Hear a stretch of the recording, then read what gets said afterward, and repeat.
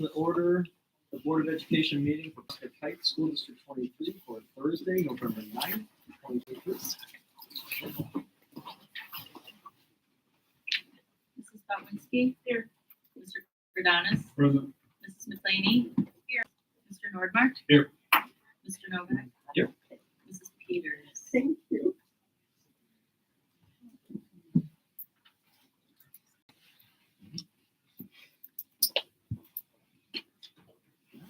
Pledge of Allegiance. Pledge of Allegiance. Tonight we're joined by some of our students who we will talk about in just a minute. These are students who demonstrated exceptional growth in our student assessment data. And so we just like to have them come forward. We kind of stand in the front here.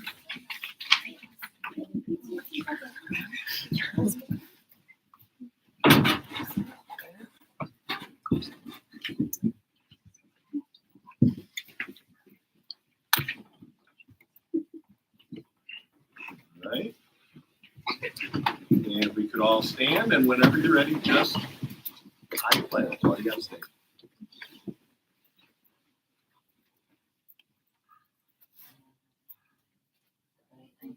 Pledge allegiance to the flag of the United States of America and to the republic for which it stands, one nation, under God, indivisible, with liberty and justice for all. So students, if you could stay right where you're at. You're probably wondering, why are we here? And what is this crazy thing we're about to be a part of? This is our school board. We meet every month to talk about the business of the district. And this month, in November, every year, we celebrate our student data. Super exciting, right? We talk about how our students did on all their assessments and on the tests that we take statewide. And so because the topic for us today, one of the main topics for us today is student data, we wanted to pick students who grew a whole bunch in either math or reading. Now maybe you grew in both, but we invited 2 students from every grade, 1 in math, 1 in reading. So do you know, did you have really high growth in math? Raise your hand. And how about reading? All right, how about you're not sure? Okay. So you may or may not know this, but every year school districts across the state have to give the tests, and then we have to report out on how we do. Do you know how we did this last time? How do you think we did? Do you think we did okay? Or do you think we did not so good? It's okay, you can go, yeah. Actually, we did really, really well because of all of your work. Our MacArthur Middle School is one of the top 10% schools in the state. They're rated as exemplary, and all of our other schools are called commendable. And that's because of all the hard work that you did. So give yourselves a round of applause. Super excited about this course. Can somebody tell me why you think you grew as much as you did? What? Go ahead. You did study. That's good. That's good, Gina. The extra work I put in at home. Yeah, you put in extra work at home. You read a lot. Awesome. Anybody else? Were you surprised that you did as well as you did on the test? That you're here, you're like, I didn't know I was like a super grow. That's right. When we talk about our reports a little bit later, Dr. Bruce, who's here from ECRA, is going to talk about something called stretch growth. So every year we expect students to grow. And if we do a good job and you grow as we expected, that makes us really happy. That's like if you're in 4th grade and next year you're in 5th grade and you did everything that was expected of you, awesome. Stretch growth, what do you think that means? What does stretch growth mean? Stretch a lot. Yeah. even more than we expected you to. And so it doesn't really matter if you were struggling and doing a little bit better or doing really well than anybody else in that reading or math area. So we wanted to congratulate you for that tonight. Thank you for coming out and thank you for all your hard work at home and at school and in your classrooms and iReady, right? You do your iReady minutes and all that fun stuff. So any questions or anything from the board? Great job. Thank you for the hard work. Very, very proud. So we have a certificate for you that Dr. Curtis is going to give you. We would love to take a picture, if you don't mind. Mr. Alms is going to take you out we're going to go out in the hallway. And then parents, thank you also for coming and for participating and celebrating your students' growth. We have a parting gift for you as well. And Dr. Curtis will lead you guys out into the hallway and distribute those. So thank you, students. Great job.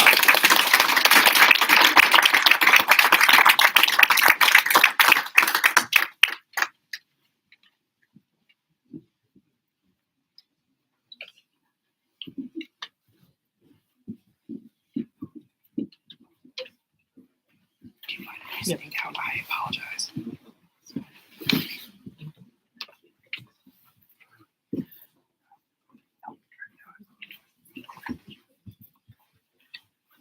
Yeah. That's one of the things Yeah, we'll still roll that. Oh no, I'm fine. It's just to get up. I need just old.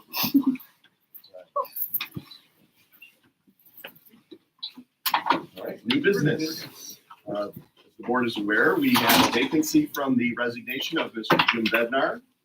Before we identify his replacement, one of the traditions that we started just a couple of years ago is that when board members resign or step off the board for whatever reason, as a sign of appreciation for their time and effort on the board, we thought about giving like a clock that's going to sit on a mantle that nobody's going to look at, or like a plaque that would look really good, would get dusty over time. And instead, we wanted that gift to be made in the name of that board member to some program or entity within the district. And so Mr. Bednar selected Mr. Joe Bayhune as an 8th grade language arts teacher at MacArthur, recognizing him for being one of his kids' favorite teachers throughout their time here, and really being an influential supporter to his kids. He had 3 who went through the district.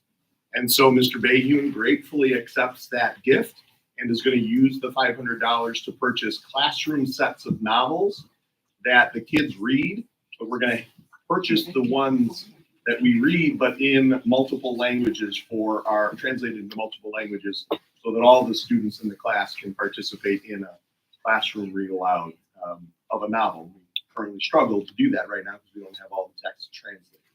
So thank you to Mr. Bednar for his many years of service, and to Mr. Bayhune for that gift. The board then sought applicants and did some interviews and have selected a replacement for Mr. Bednar. So we'll let you make that motion. I nominate Spencer Long as the candidate to be selected to complete the vacant 2-year term for the Prospect Heights School District 23 Board of Education. Second.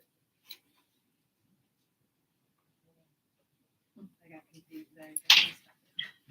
Okay, it's my fault, sorry. That's okay, that's okay. All right. Mr. Novak, Yes. seconded by Gwen. Okay. All right, Mrs. Botwinski? Yes. Mr. Verdanis? Yes. Mrs. McLeany? Yes. Mr. Nordmark? Yes. Mr. Novak? Yes. Motion passes. Motion passes 5-0. 5-0. So with that, we welcome Dr. Spencer Long.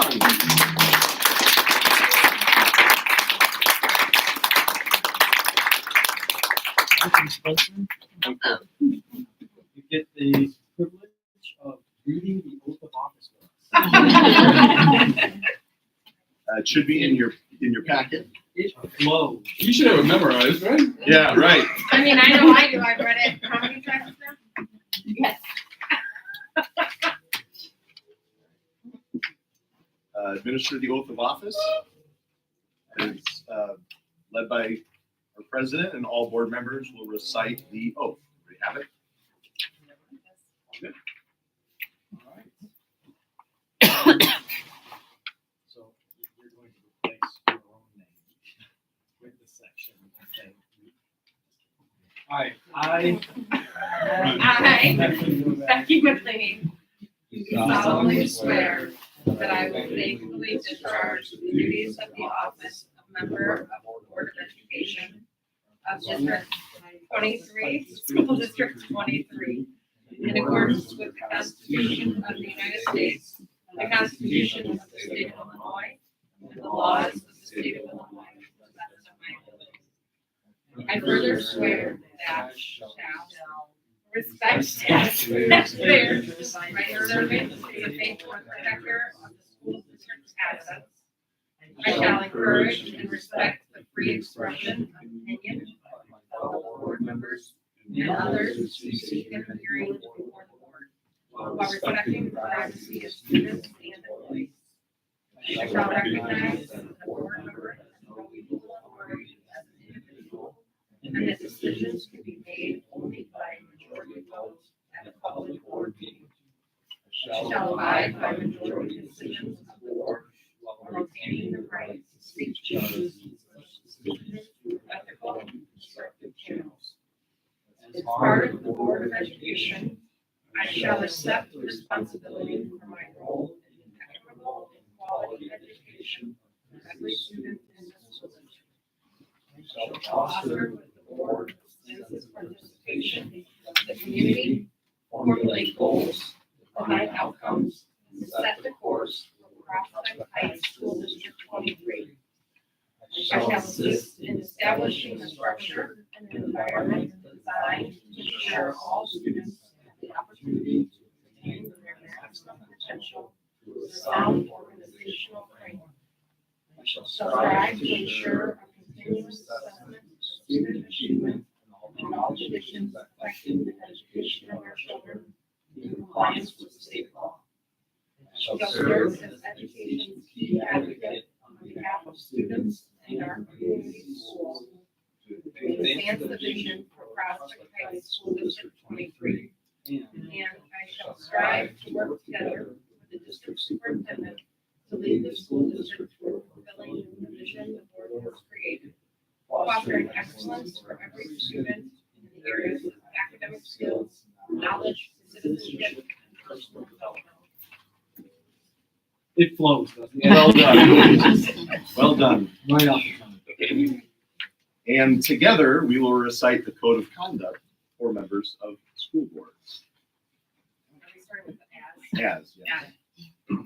As a member of my local school board, I will do my utmost to represent the public interest in education by adhering to the following standards and principles.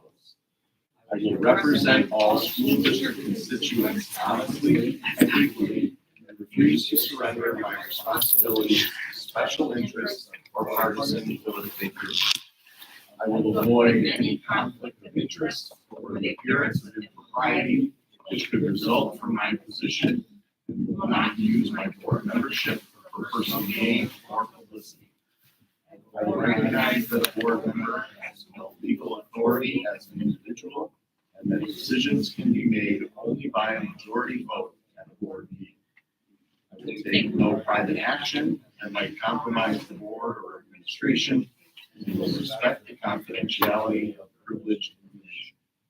I will abide by majority decisions of the board while retaining the right to seek changes in such decisions through ethical and constructive channels. I will encourage and respect the free expression of opinion by my fellow board members and will participate in board discussions in an open, honest, and respectful manner, honoring differences of opinion or perspective.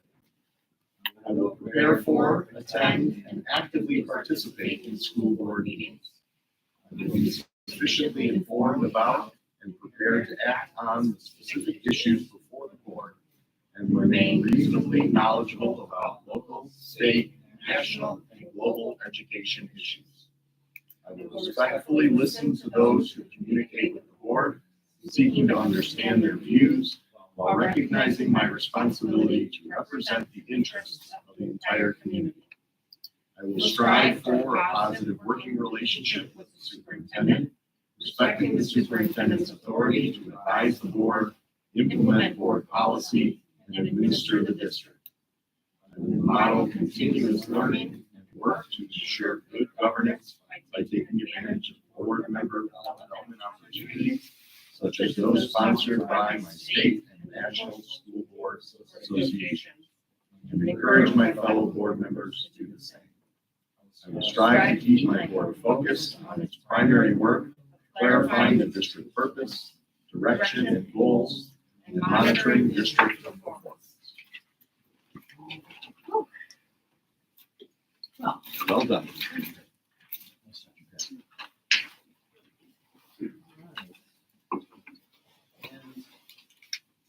At each, Yeah.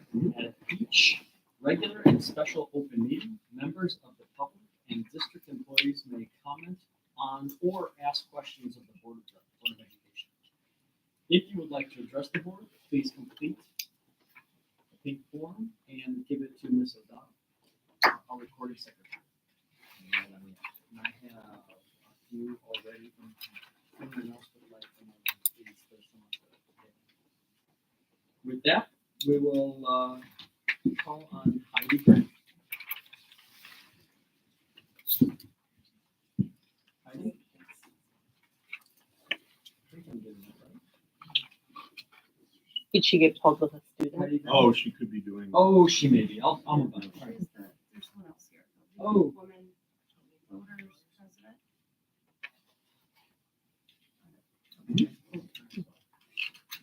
We'll come back. Jacqueline Martina. Do I just stand here? Yeah, go Okay. Good evening and thank you for having us. I'm here to talk about two things. The first being the Building a Better D23 referendum, and the second thing I think I heard about possibly extending the school day to a longer time period. So the first thing I want to address is the Building a Better D23 referendum, because I think it's very, very important that we push forward and do this referendum. It is a big impact to our community in more ways than we can put in this 3-minute time slot I have. But I'd like to say that the sooner we do it, the better, because we are trying to keep costs down. And we had in the meetings from the forums before that we had the trajectory that as time goes on, just with inflation, it just goes up higher, and it's going to be harder and harder to get that pushed forward. We did talk about as well as making some design changes to make it even better or more affordable, and I really do appreciate those changes. I know that there was some people in the community that were against it, but it wasn't against it because they don't want a change. It was like a field issue, like a space issue, right? But for me, the benefits of having it, like we're having the majority of the problem is it's overcrowded already. There's not a lot of room for the specials, for like a SAIL program or for any of the other high-risk kids to have what they really need to fully function in Ike. The other part, I think that as our community has now gone through one voting, they now know that this is in the works and we should push forward for it because they now also know the other impact of what happens if we don't do this. And one of the things that we were talked about and discussed was the possibility that there could be changes in our other schools to accommodate if we don't get this referendum. And that made a bigger impact for people to realize that, wait a second, I thought it wasn't affecting me because it was only Eisenhower, mostly that was going to be affected. But now we're realizing, as my son goes into 8th grade, he will be affected if this doesn't happen. Programs could possibly be taken away. Classes would be a little more overcrowded in math.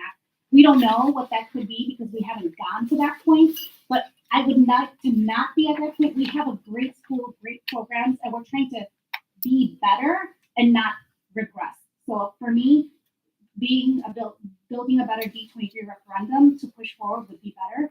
We did poll and ask people in the community through Facebook, through social media, through talking in social gatherings, and we do have a lot of people that are also willing to move forward with this together. And then the other part of that too was the security. Nowadays, we just don't want to take the risk. Security is so important in all our schools. Whatever we can do to make it the best that we can, and we don't have any kind of room for errors, let's do it. Let's take it. Why not do this? So let's please emphasize the security for the schools too. And it's not just one school, it's all the schools. So let's get that out there and get this going for the Build a Better D23. And then, now the other part of it.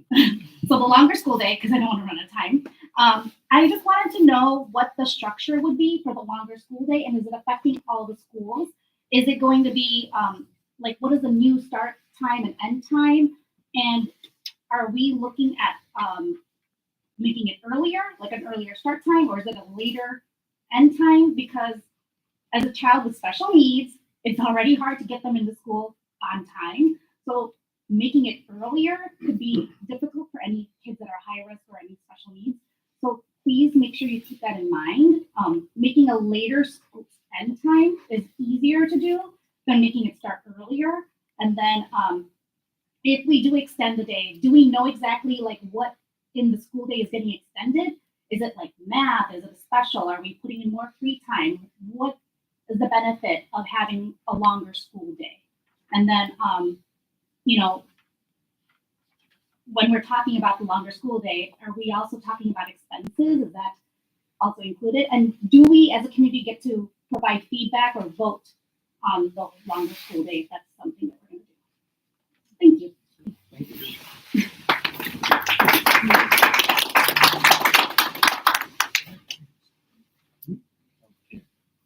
Kristen Spring. Well, I don't know after what she said. I'm here because again, with some of us in here, we really would like to push for the referendum for the spring. I don't think we should wait for this, like put it on the back burner. This has to happen now. You know, safety is important. I'll be honest with you, when I drop my two kids off every morning, do I feel that my kids are safe at the school district? No. And so there is no room for error, and something needs to be done. And what can we do to reach out to the community more with what we're doing now? What more can we do? What more can we do? And I think a lot more people can be on board with this, especially if we, you know, reach out to the community, reach out to the people here in the district. You know, so again, security, and like what Jackie said, you know, we have to think of every child when it comes to this referendum. So we can't lose anything. We can't cut programs. We can't cut any more teachers. We can't, you know, cut any staff. Every child is important in this district. So, for example, with Eisenhower, I know it was talked about early childhood being placed somewhere else if the referendum didn't pass. The referendum has to pass. We have to do everything we can because those kids who are in EC need to be at Eisenhower, and they need that one-on-one, you know, connection with the staff and with the aides. They need more space. It's crowded. They're doing physical therapy and occupational therapy in the hallways. Okay, you know, that multi-purpose room that has been talked about, that would be so nice to have for those kids. So not just, you know, the early childhood, but the kindergarten and the first grade, they should all be together at Eisenhower. They should not be moved over to Betsy Ross, you know, or whatever plan there might be. So I guess what I'm trying to say is that every kid in the school district needs to be thought about when it comes to what the plan is. And we need to act now. We need to act now. Because if we wait, cost is going to go up, and, you know, the what if, you know, and what if this does not go through, you know, I think we're going to take a step backwards in the district versus a step forward compared to the other districts in the area. So yeah. And with what she said.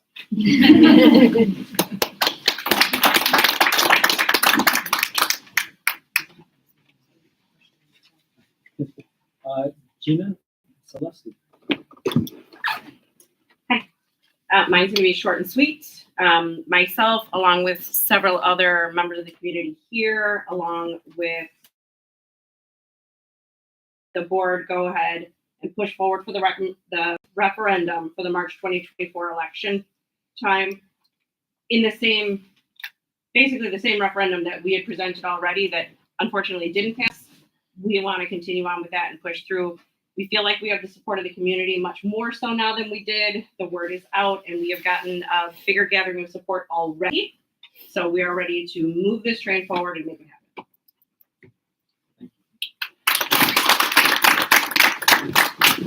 Michael Fulk.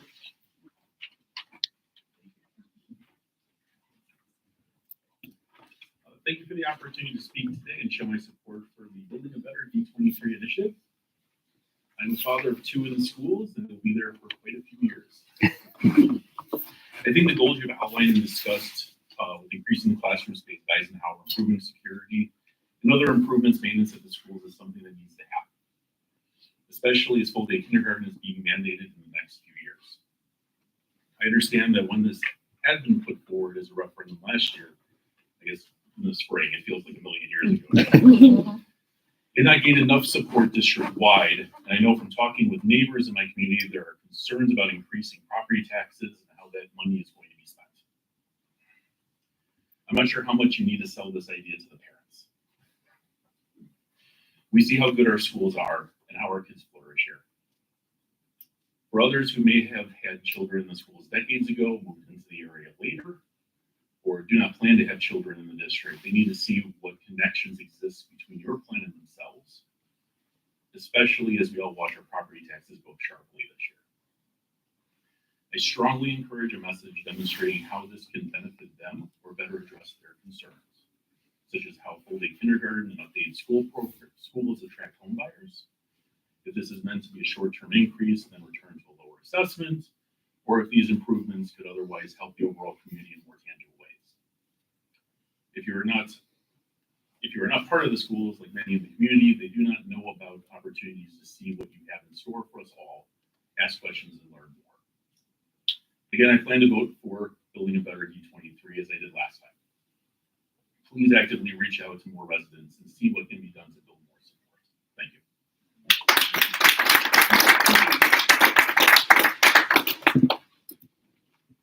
Jill Lissus. I'm here saying what a lot of the others are saying too. I really want to see this referendum go again. I came in the spring to talk to you right before the elections then, and I'll say a lot of the same things then, just addressing the board. You guys have been frugal with money. You've thought out this idea really well. This is not just a willy-nilly, we want to do this thing, and it's not just a we have to do this thing. It's also, this is what's best for our students, and that's what it also comes down to. And I just thank you all for all that you do, because we can also help you make this message get out. And that's it. Thank you.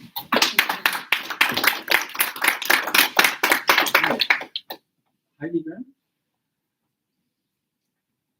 Or the League of Women Voters President. Thank you. Hello, I'm just an observer. Okay. And finally, Tracy Morrissey.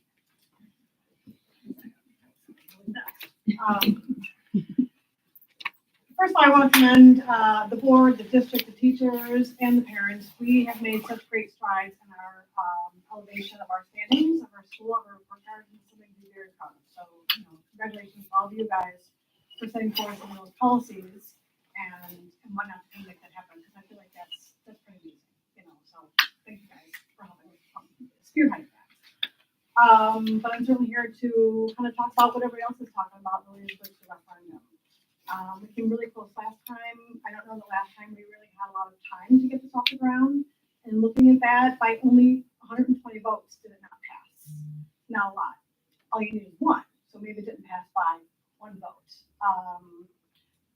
For obvious reasons, for reasons that you already know and that I think a lot of us here already know, we need this to happen. Because as it exists, I feel like Eisenhower is already overcrowded. We can't fit the children that we have in this building. They're off in other schools. You have 3 and 4-year-olds in early childhood or special needs kids over at Ann Sullivan and at MacArthur, maybe. My oldest child is in Betsy Ross, so I don't know. But from what I understand, in other schools where the likes of them are not in the same place, they might thrive in an environment where other kids are in 20 feet. So I feel like Eisenhower is already overcrowded to having therapy sessions in the hallway or behind half of a wall in the library and doesn't have that privacy. So we already need to address those issues that we're sort of bursting at the seams in Eisenhower. Let alone how many of those kids that are coming in projected down the road, 143 kids, it's a lot of kids coming in, just coming into our school district. So we definitely need this referendum to pass. I feel like if it doesn't pass, and we try again, and it just continually doesn't pass, I feel that we're gonna start coming into overcrowding. I feel like our ratings are gonna start to drop. Our classrooms will just start bursting at the seams, unhappy teachers, and none of that do we want.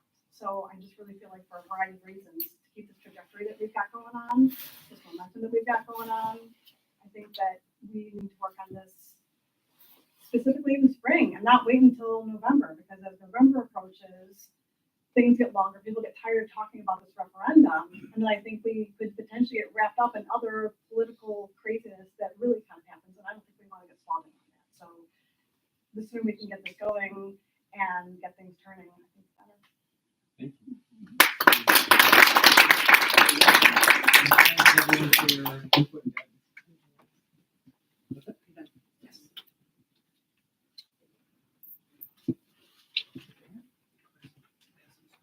Moving on to communications. Terrific. The communications for this evening, we'd like to start again by recognizing the District 23 summative designations from ISB. Again, formally, Eisenhower, Betsy Ross, and Ann Sullivan have all been designated as commendable, and MacArthur as exemplary by the Illinois State Board of Education. So congratulations to all of our staff who work so diligently, to our parents who support our students at home, and certainly to the students for their hard work and growth. It really has been a remarkable couple of years post-COVID.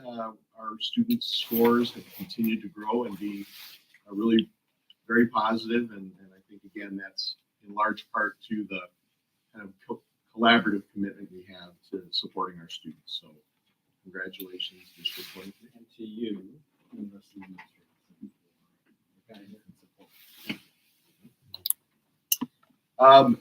School Board Appreciation Day is November the 15th, and we would like to publicly recognize and thank our school board members for your dedication and service to District 23. As a reminder, these volunteer positions are elected to represent the community in setting policy and the vision for the district. This requires continuous training, active participation in committees and meetings, and hours of preparation.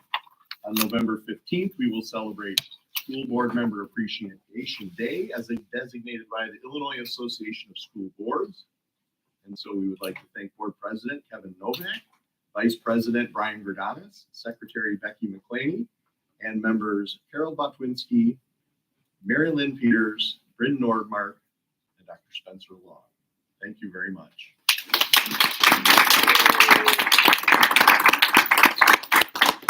And on the topic of school board members, at the most recent Illinois Association of School Board meeting, the area meeting, our very own Carol Botwinski was recognized as an annual merit recognition in the Board Leader Recognition Program for her ongoing professional development and participation. And I have your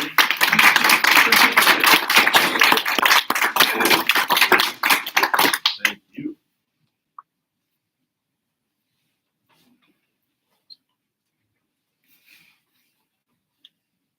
This week is also American Education Week, where we recognize and celebrate the contributions of public education to our democracy. And as such, we have provided some treats for staff at the buildings. Eisenhower yesterday, Ross and Sullivan today, and MacArthur tomorrow. And so we included that flyer as a for your information. And again, we recognize and thank all of our faculty. And also included in the packet was the trimester 1 strategic plan update. It is it's available via the ECRIS website, publicly posted, as well as on our school, on our district website. And it just outlines the strategies and actions that we're planning on taking over the next year. And then we use this document to sort of track progress as we go throughout the year. So as the board recalls, we're in the very beginning of a 5-year strategic plan that was developed collaboratively last school year. And so we're hitting the ground running. And as our first update, just provided you with the PDF of that report. And those are the communication items. Moving on to committee reports, I'll kick it off with buildings and sites. Had a nice big meeting on the 31st, Halloween.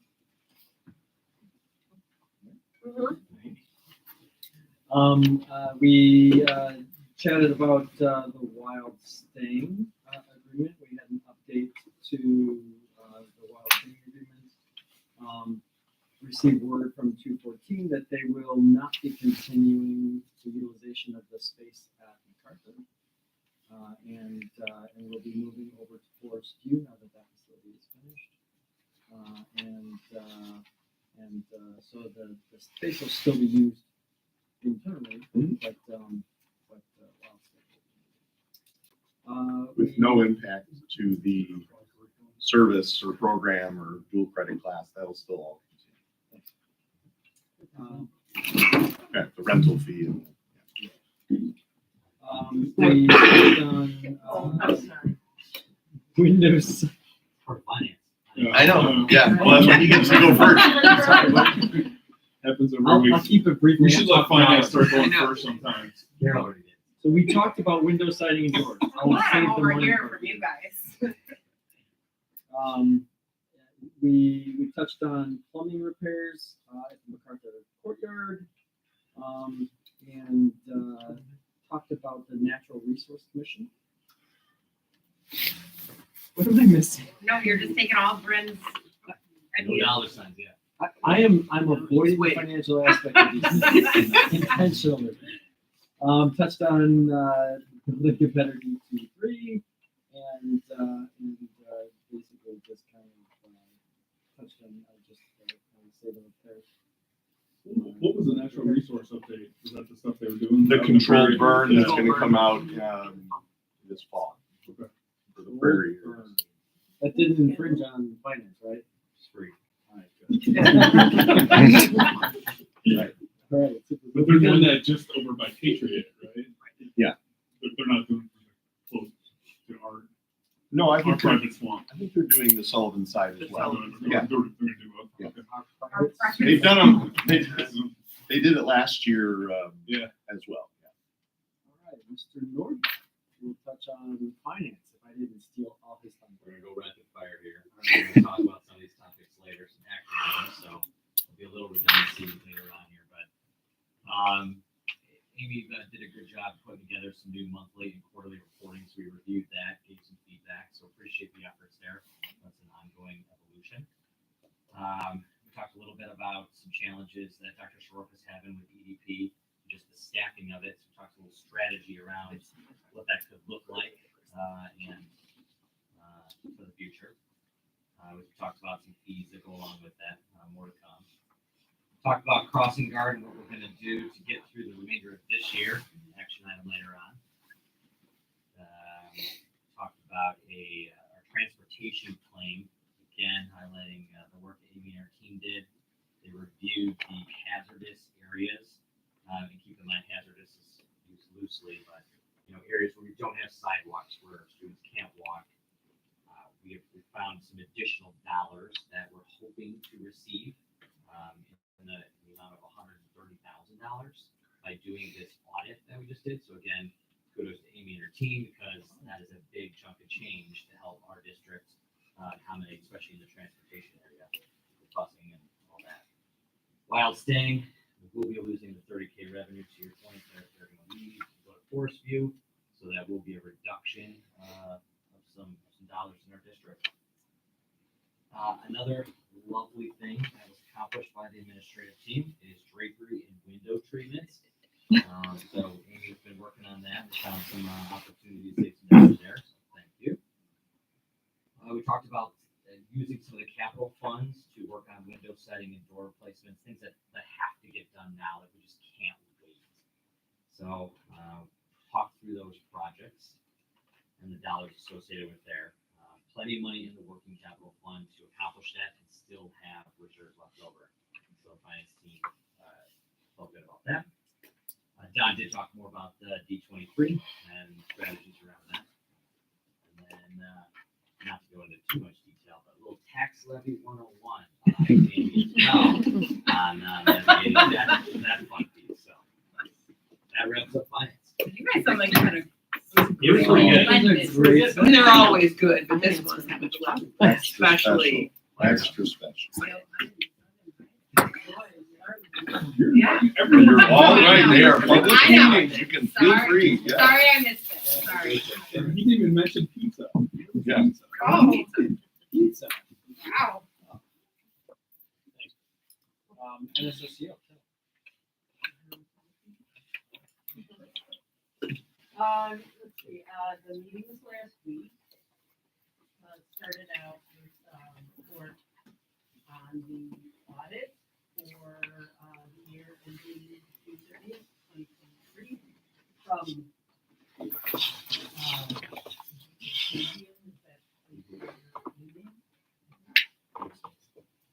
so there were no findings, no issues, and were, approved that report. Then there was recognition of Pam Rio. Anyway, Pam has worked at NSSCO since like the late 80s, and she is retiring as of next week. So there's a little presentation for her. She started as a classroom assistant, and she is wrapping up her career at NSSCO, serving as assistant principal at Started as a para Mhm. and is now the assistant principal. Yeah. That's amazing. She's the district administrator. She's doing a lot of roles. Yeah. That's awesome.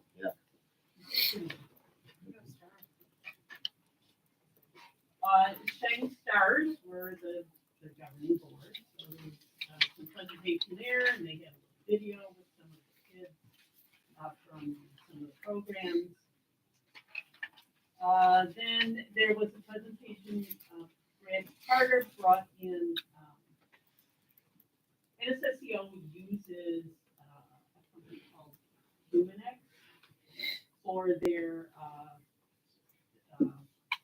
survey, climate and culture surveys for all the employees. So that they administer that once a year. This year they had just over 75% participation. And so they were going through some of the different dimensions that I measured and how the organization is doing. They're saying that the NSSCO is doing very well, and they use this information to kind of, look at some of the different aspects in where improvements can be made. And they do that as part of the continuous improvement plan under the supportive, collaborative, and person-centered learning environment. Meg Schnoor, the new superintendent, reviewed recent activity in the organization and some of the activity that she has been doing in the last month, who she's been meeting with and so forth. Under business services, Julie Gillick presented for year 24-25. NSSEO starts their budget development earlier than most schools so that they have information available for all the schools when they create their budget. So the board approved that resolution. The finance committee will be formed and start meeting in January, and the schedule still needs to be developed. When that committee meets. A representative from Archon was there. Remember me in past meetings talking about NSSEO has been working on a long-range facilities plan. Archon has been going through these past months and looking at all the facilities, all the boilers and roofs and everything. And they've put together their findings in a report, which will be shared with the districts and determine how to move forward. And they divided the different items up by, things that were like code violations or things that were outlasting their useful life, and two other aspects, I forget what they were, but so that will be part of kind of ongoing effort for everybody. Okay, the board also approved an application for an ISBE school maintenance grant. This is a dollar for dollar state matching grant. The monies that NSSEO might receive would be applied to replacement of classroom doors at Minder. The classroom doors are original to the building, and the building was went up like in the 70s or 60s. I mean, it's quite old. And many of the doors, they're cracked, they don't close properly, and none of them are fire rated. So that has been identified as where this grant money will go. They anticipate receiving $50,000, and NSSEO would contribute $58,000 for that door replacement. And the board also approved had emergency approval of the hot water system at Kurt, which was in significant disrepair. I'm not sure why we didn't know about this before.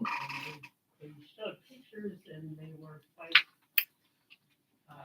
it was rusted out and cracked pipes and things like that. So anyway, the board approved that emergency repair or replacement at a cost of $145,000.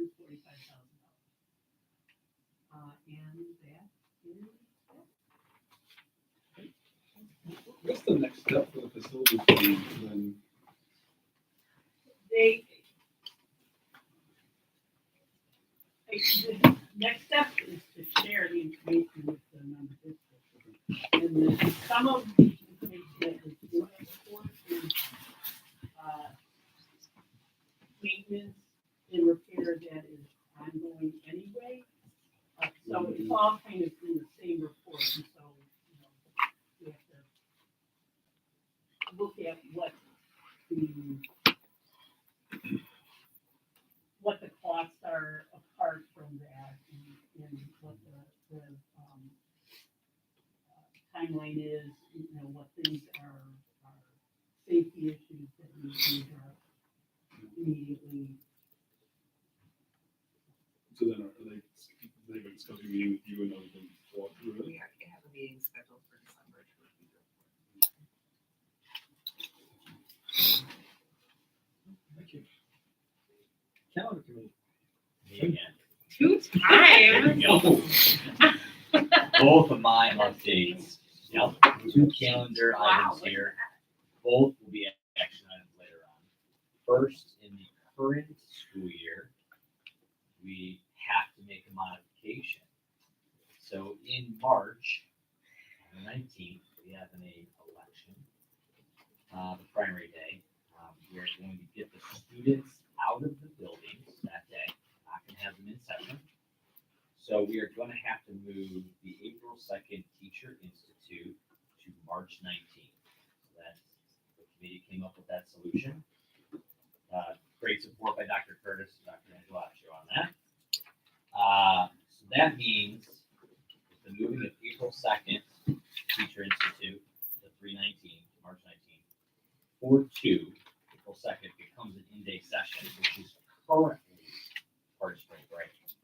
So we are modifying spring break for the spring in an effort to avoid an additional day at the end of the year. That was the trade-off. So we are aware that this could disrupt travel plans already. It is just, it was a consensus that we didn't want to add another day to the end of the year. It's like the Monday or Tuesday of the next week though, right? Like- Correct. It is the following week, so it is not in the week.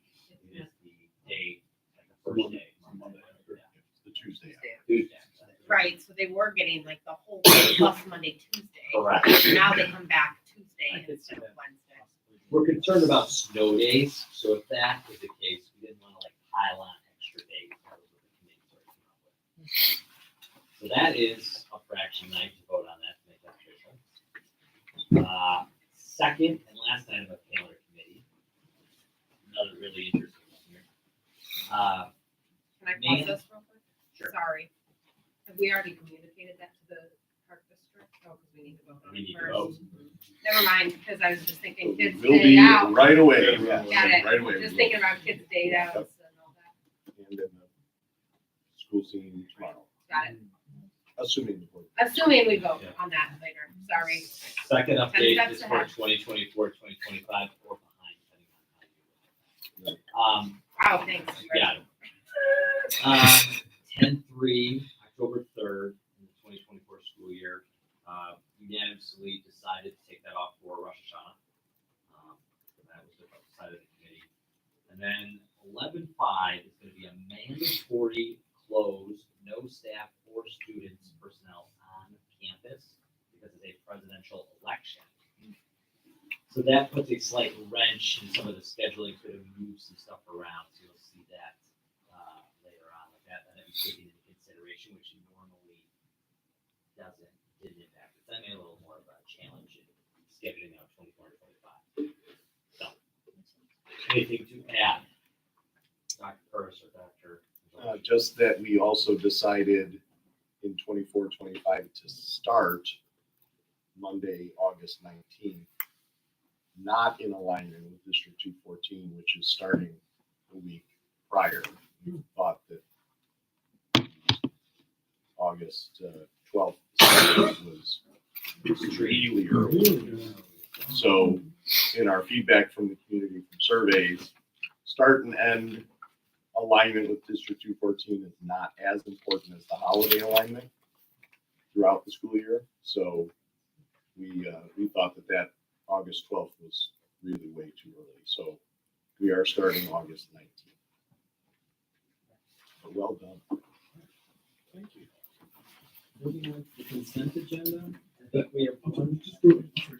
So that October day, then is that, do we have to add another in-person day because of the Rosh Hashanah holiday? Not necessarily. No, not really, because we hadn't built the schedule. Because we hadn't finalized it Yeah, yet. so Okay, now we're we, still figuring yeah, out the right. Yeah, we Okay. moved everything around. Okay. The 11/5 day is what really Right.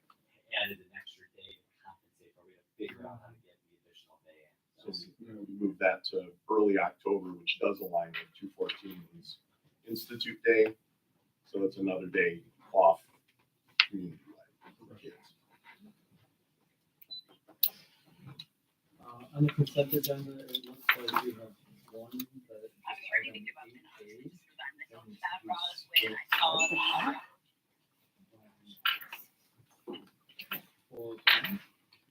Okay. Yeah. Sure. I'm pulling 8A out. And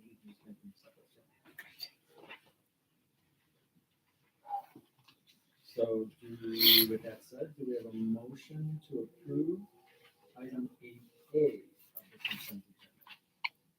I move to approve the special meeting minutes from October 10th, 2023.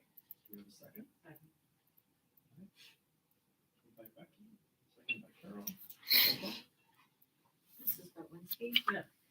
Mr. Long? Mr. Gadanis? Abstain. Mrs. McLeany? Yes. Mr. Nordmark? Yes. Mr. Novak? Yes, motion passes 4-2. 4-0. Oh, I don't know if I'll have to do that. And then, so we have a motion to approve the remaining items 4-3B through E. I need a second. I'm sorry. We'll wait on you, Becky. It's a mess and I'll explain it later. It's okay. I'm sorry. We got you. No, it's just, oh my God, I really. Okay, I'm ready when you're ready, Michelle. Okay. Do we have a motion? So move. Moved by Brian. Okay. And second by Carol. Let's roll call. Mrs. Bolinski? Yeah. Mr. Long? Abstain. Mr. Gadanis? Yes. Mrs. McLeany? Oh my goodness. Yes. Mr. Nordmark? Yes.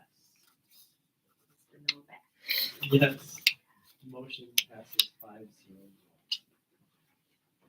Moving on to the Got the financial. abstain there. Very good. Did, thank you. Moving on to financial reports, Mary Lynn had responsibility for viewing the financials this month. There was some minor inquiry that was answered in kind and no major issues. Any questions from any of the board about any financials? With that, do we have a motion to approve as presented? Move Carol. Second. Second by Brent. Roll call please. Mrs. Bolinski? Yeah. Mr. Long? Okay, Mr. Gadanis? Yes. Mrs. McLeany? Yes. Mr. Nordmark? Yes. Mr. Novak? Yes, motion passes 5-0. And moving on to the superintendent's report. I know I teased the audience with a discussion of data early on, and now is the moment. All about We've been waiting for. We have been waiting for. We are excited to have Dr. John Bruch join us from Ecker Group. And Dr. Curtis and I have collaborated and consulted on the presentation here. That's not the right one. That's supposed to be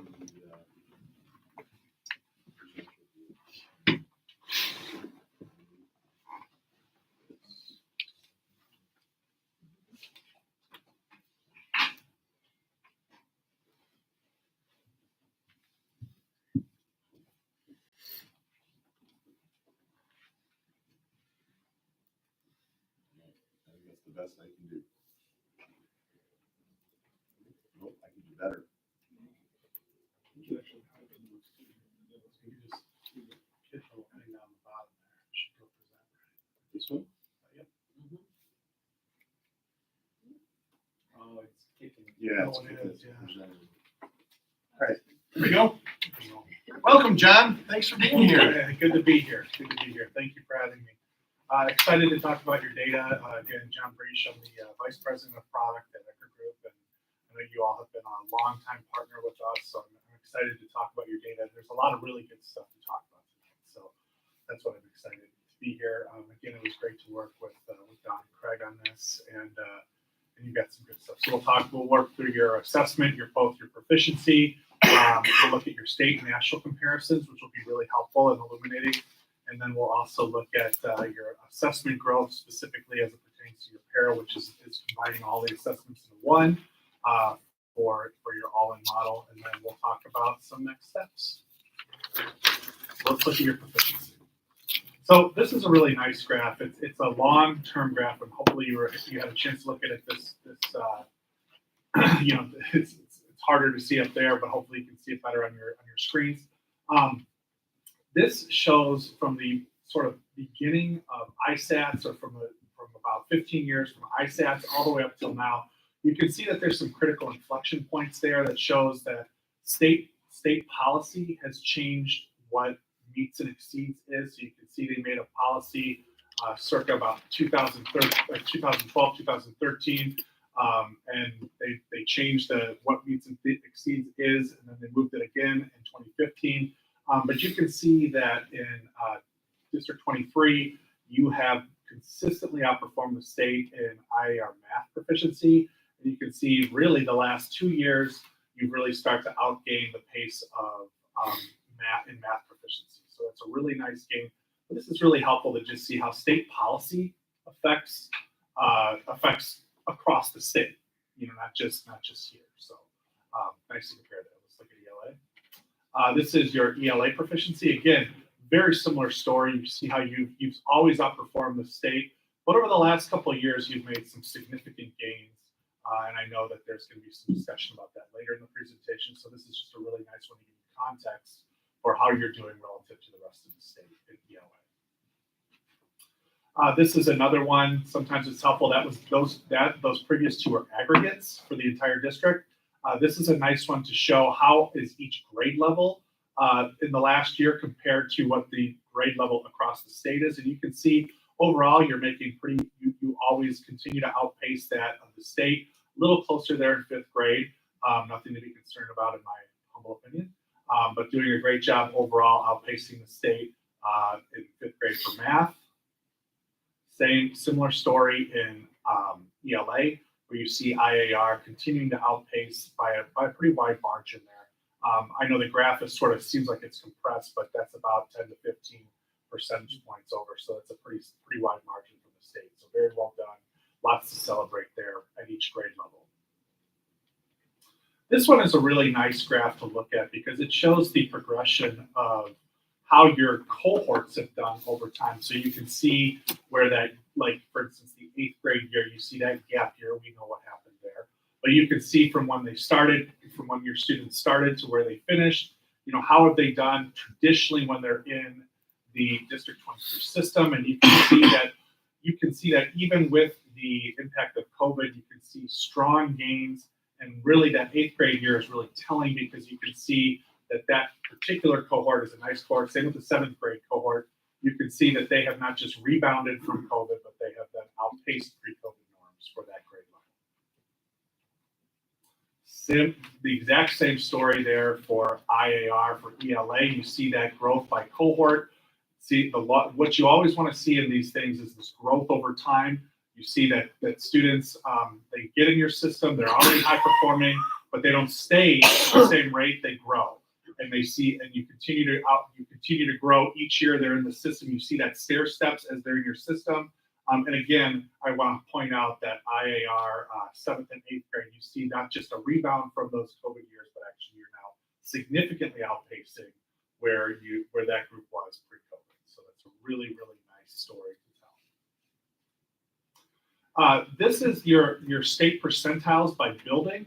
This is a really interesting, these are really great because not only you see the meets and exceeds, which again, recall those first couple of graphs for math, we know that that's set by state policy. So it doesn't always tell the tale for meets and exceeds, but the question is how, I think somebody referenced it earlier tonight too, how are you compared to the rest of the state and how are your kids competing across the rest of the state? You can see that from 2022 to 2023, all 3 buildings in math IAR increased their percentile, which is their rate where they rank in the state with similar buildings, so elementary schools or middle schools. So you see that all of your buildings rate at least in the top 25th percentile, or the top quartile of the state, with of course your middle school being in the top 6%, which is a happy story to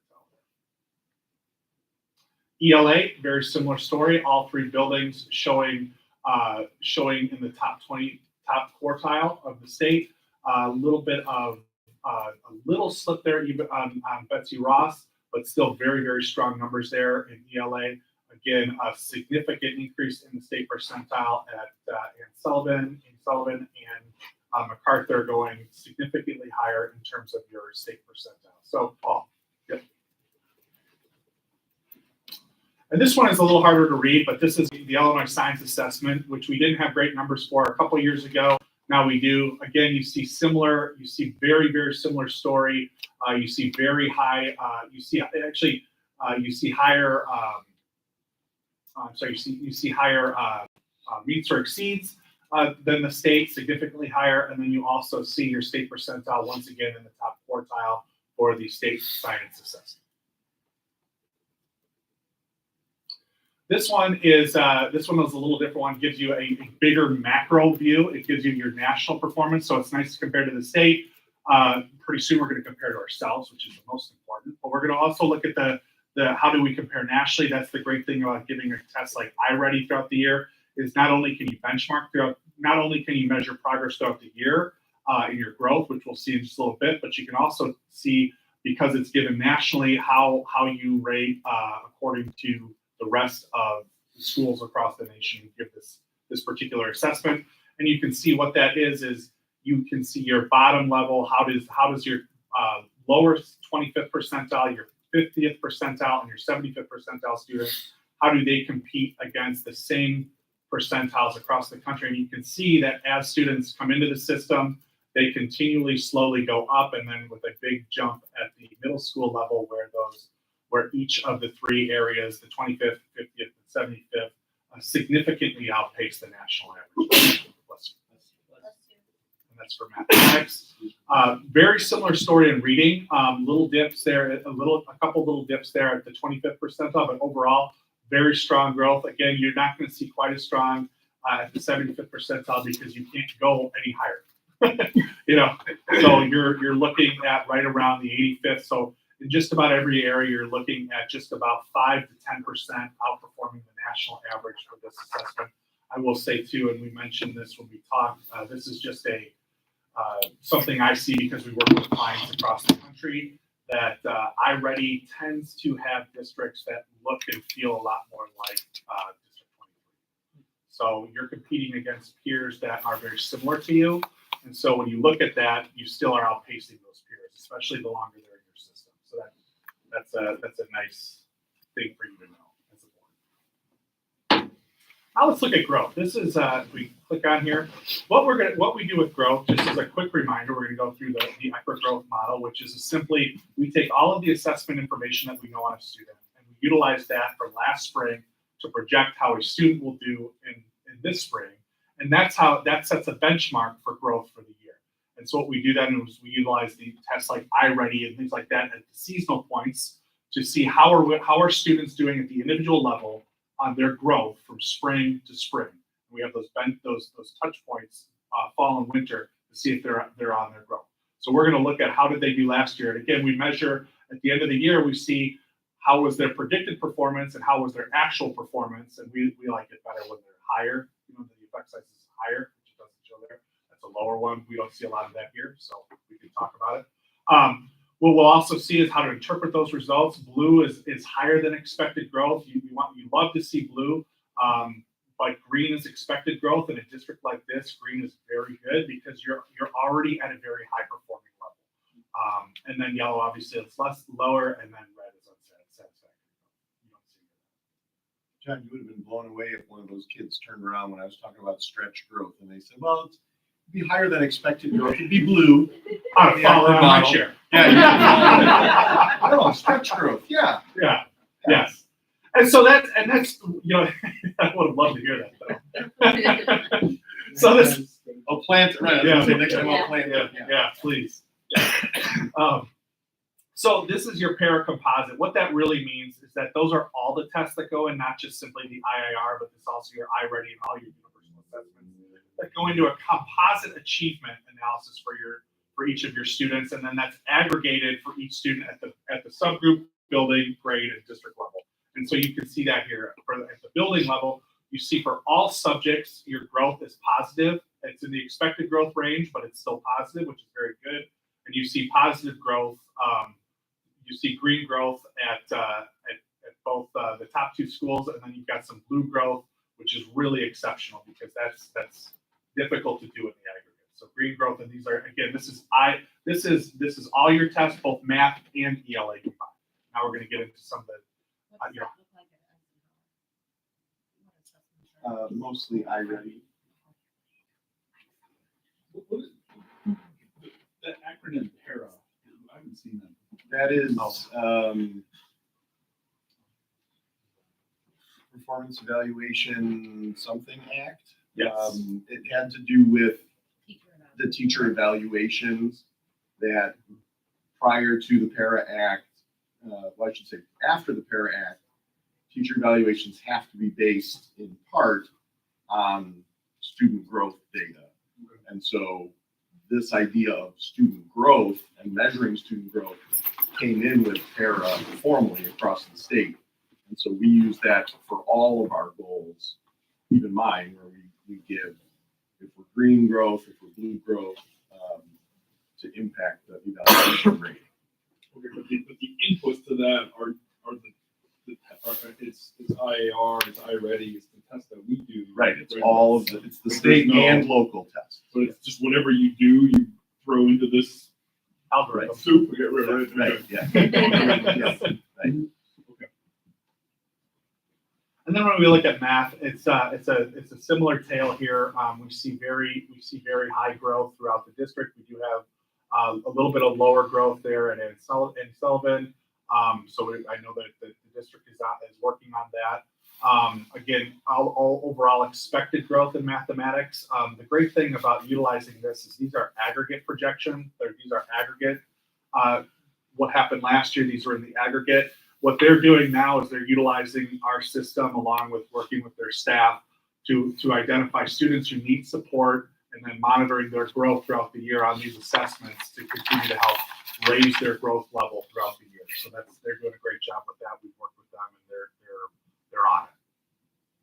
Same thing with ELA. You see actually significant growth. I mean, to see blue growth in the aggregate is very difficult to do in an already high performing district.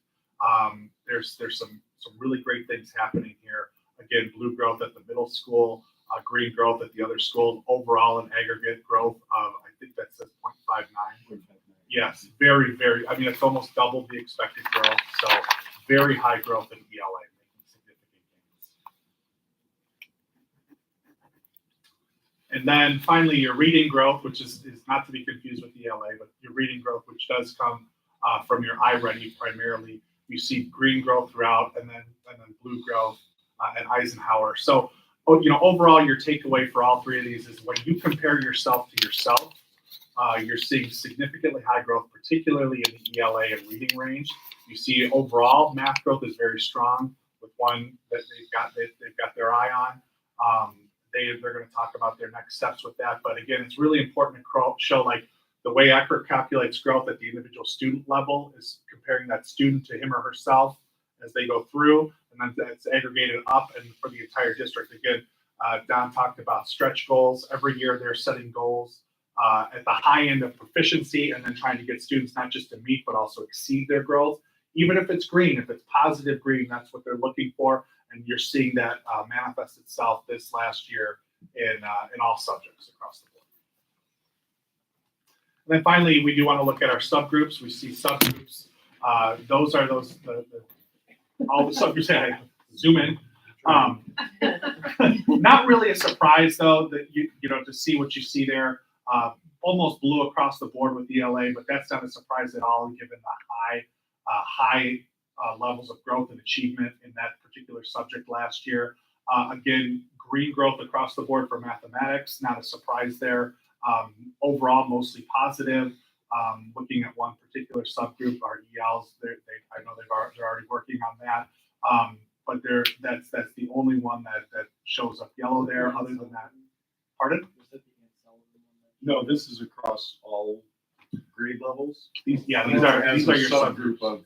So those are English learners across the district. So these are aggregated across the district, and then each building gets their own report where they have these same subgroups broken out of the building, and that's how they identify where they need to focus. Then they identify students to provide extra support or programming or interventions. So the great thing is they can use these to design and support them with programs and interventions, which they're already doing and they're going to talk about now. So part of the reflection that we do every year is we get this data, the so what question. So it's great to see blue and green, and but so what? So what do we do about it, and where did it come from? We'll just remind the board and anybody else watching, we see that significant ELA growth, particularly tied to the launch of a new ELA curriculum within the last 2 years.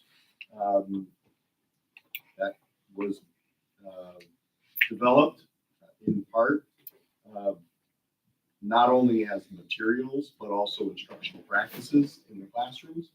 It was paired with a lot of professional development, a lot of collaborative discussion and planning. And I think what's really exciting about that is that it shows that what we're doing is really focusing on that. Similarly with math, we've seen the math scores saw a significant jump right after we implemented that curriculum, and we're continuing to see successful growth in math, as even though it's 5 years out now from that implementation. When we looked at the Sullivan yellow, part of that, what we're thinking, part of that is that was moving from a blue. So they have been exceeding growth. So hard to maintain exceeding growth. So if it keeps setting the bar higher and higher and higher, when you don't hit that, then it comes in less than green. But because that MacArthur had historically had a couple of years in a row of blue growth, that's part of the reason we think we're seeing that yellow there. And I'll let Dr. Curtis share kind of our next steps in these current other 3 areas. Yeah, so currently we have an MTSS committee that Chris and I have been running together, and a couple of the things that we've been working on, some behavioral supports, but also at the same time we've been working on some ELL supports, and also we've created a handbook that helps address some of the supports needed and identifying individual students along the way and making sure that we can support those students immediately and come up with strategies to help support them in the moment. So that's been a big undertaking over the last three years right now, and we'll probably continue for the next couple at least. So a big endeavor there. And I think, along the way with a lot of our committees, we continue to address some of our English learner needs, just kind of across the board. Just met with our multilingual committee yesterday, identifying some strategies, and we'll be working on that at our next Institute Day as well.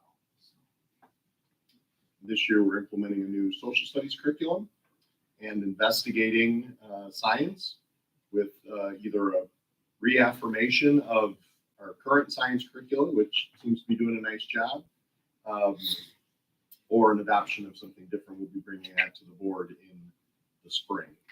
But the ongoing process of evaluating both the curricular materials, instructional methodology, supports, interventions, all are a continuous improvement kind of model.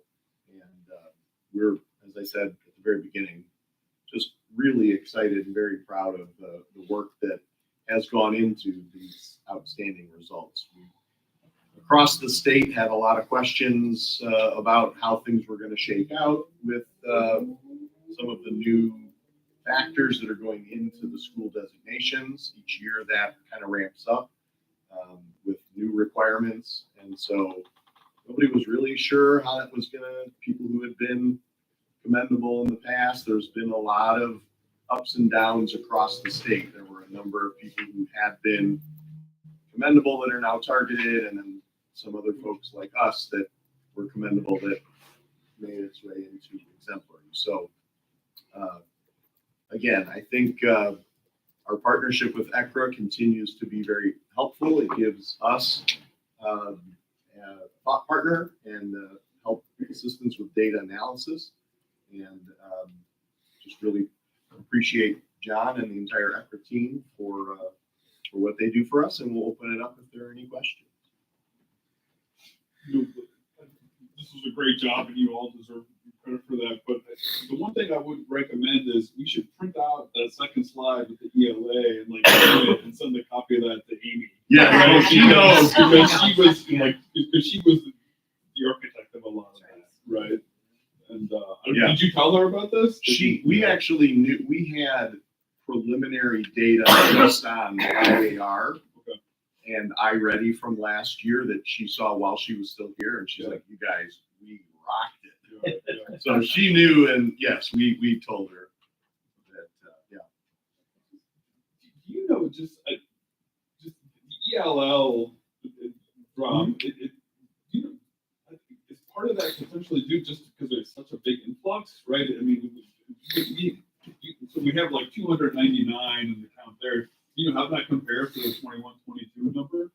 Well, Is that just because we have a lot of new learners here? And I mean, is that part of that? that certainly is part of it. I mean, beyond ELL introductions, we had 28 new to US, something like in the upper 20s.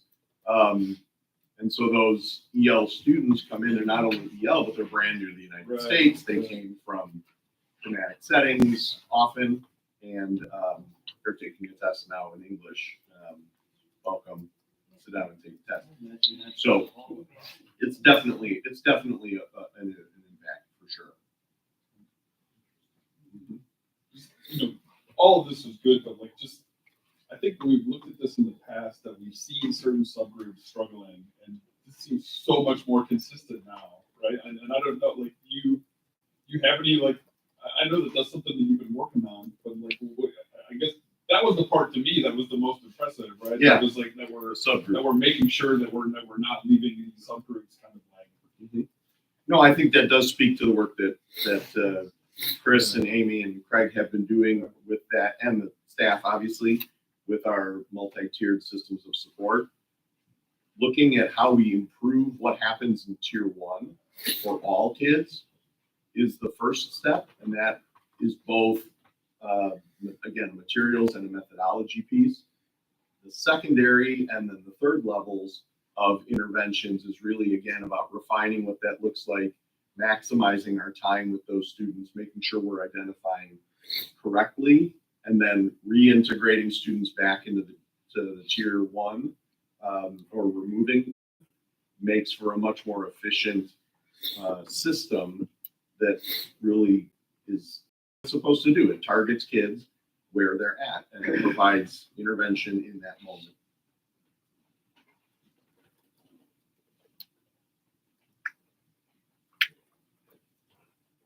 Awesome. John, thanks very much. Thank Appreciate you all. it. Pleasure. Keep up the good work. Mhm. Thanks for having me.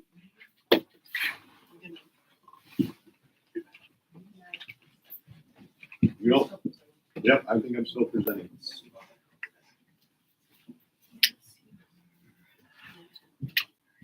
Let me just get my ducks in a row here.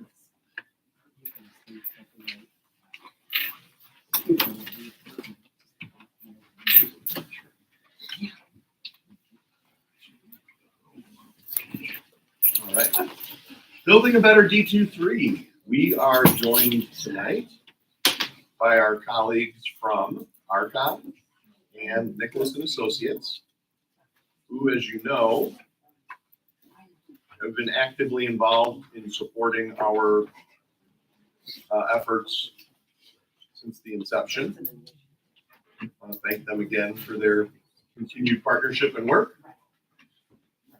As we look at this, just sort of again, from a macro level, we recognize our responsibility to continue to plan and prioritize for the needs of the district both with a potential referendum and also without.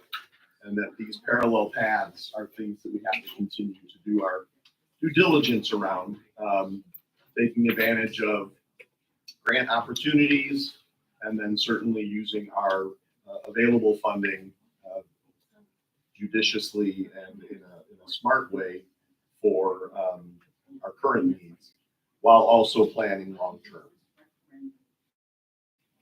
In the repair and maintenance of our facilities, we're excited to present for an action item tonight, the windows and siding replacement at Betsy Ross and Sullivan and the Grodsky building. That is on its way to be started and completed this summer, or started this spring and completed this summer. While we also continue to identify the longer term facility plan projects and windows and siding replacement at MacArthur.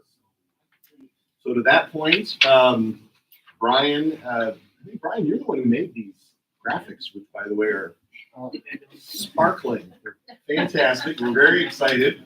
And Aaron Miller is also with us. Just to kind of give us an update on what, how the bid process went, and in advance of our vote a little bit later. Yeah, absolutely. So we opened bids on October 26th. We had good bidders throughout. We had 3 bids all from quality contractors. And the base bid came in where we were hoping it would, just below the budget. So we were very pleased with that. The low bidder was FH Passion. Our cons worked with them on many projects and has had a good experience. So we're pleased that we're able to move forward with this project along the path that we had anticipated. We had shared with, I think it was just Buildings and Sites perhaps, that one of the side stories was that the low bid was really excited about getting the job, and as he was walking out, I'm so excited we got this. And we said, oh, okay. And he said, yeah, I went to MacArthur. So he's going to be replacing the windows that he had when he was a student here. So that was a really nice additional piece to that. Anything else on that bid packet? I know you don't want to make Aaron and Brian wait until the very end when we're doing the voting. Are there any other questions about that? Sure, you can talk about alternates, yeah. Aaron and Brian, you want to talk a little bit about the process, what the base included, and then moving forward, some of the alternates that we went ahead and selected? Okay. So there's a base bid, which was pretty much what you see, replacing the windows, replacing the siding. Then we had several alternates. Again, depending on how the bid came in, that gave us gave the district some flexibility on additional things that could be completed. We had, I think it was 8 alternate bids, and they were grouped. The canopies was one of the alternates, which is the redoing and improving the entrance canopies at Sullivan and Ross School. That was one of the alternates. And then the other alternates were for door and hardware replacement at Ross, Sullivan, and Grodsky, each individual building. And then we had an alternate bid for soffits at Sullivan and Ross. So parts of Ross and Sullivan are either lacking exterior soffits, they're not even there. And then some of the other areas, there are soffits, but they're painted plywood and they're kind of a little bit deteriorated. So we had an alternate bid to cover those with a pre-finished metal soffit. And then we had a alternate bid for just to see if we can get better pricing, changing the materials for the cladding system that we had proposed at Grodsky. Simple change in materials, natural stone, limestone versus a man-made stone. And then the last alternate was, again, more of a cost-saving measure. It was an item that is not necessarily required by the building code, but it improves your energy performance. So we included the better energy performing product as the base bid, and then we had a deductive alternate to not do it since it wasn't required by code. The savings was not as much as we had anticipated, but it was an offer of some savings to the district. Probably not something that you wanted to award because you'll probably get a better payback on putting the insulation up that you don't need by by code. But with the new windows, improving the insulation will help your energy consumption overall. Any other questions on the windows and siding replacement? So then we're voting on the bids tonight, and then you start, when do you start working on the scheduling for this coming summer, right? For everything except for Sullivan, is that right? Everything except for McCarthy. Yeah, I'm sorry, everything except for Matt. That's Thank you. right. Yeah. Yeah, so we'll start to process contracts and then Passion will be sending us shop drawings, knowing what the lead times are on the windows. We'll start to review things so that so that things can go into the manufacturing process. Along with an overall schedule we'll get from Passion. We had some preliminary discussions with Passion about how they're gonna sequence the work, but we want them to be more formally documenting, what order they're gonna do things. Are they gonna do one building at a time? Or are they gonna do portions of each building? That also has to be flushed out. But to your point about materials being available, that's the reason we went So as early as we did, so that we can meet the lead time, especially on the window delivery. Thank you. Do they all get delivered here, or does that face Passion have like a big warehouse where they keep them? Because it's a lot of windows.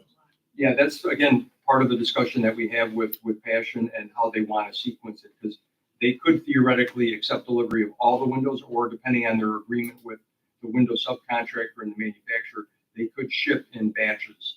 Because, I mean, they're not all gonna fit on one truck. So, that's something that they gotta kind of factor in with their scheduling and how their labor, and how they've staffed the job.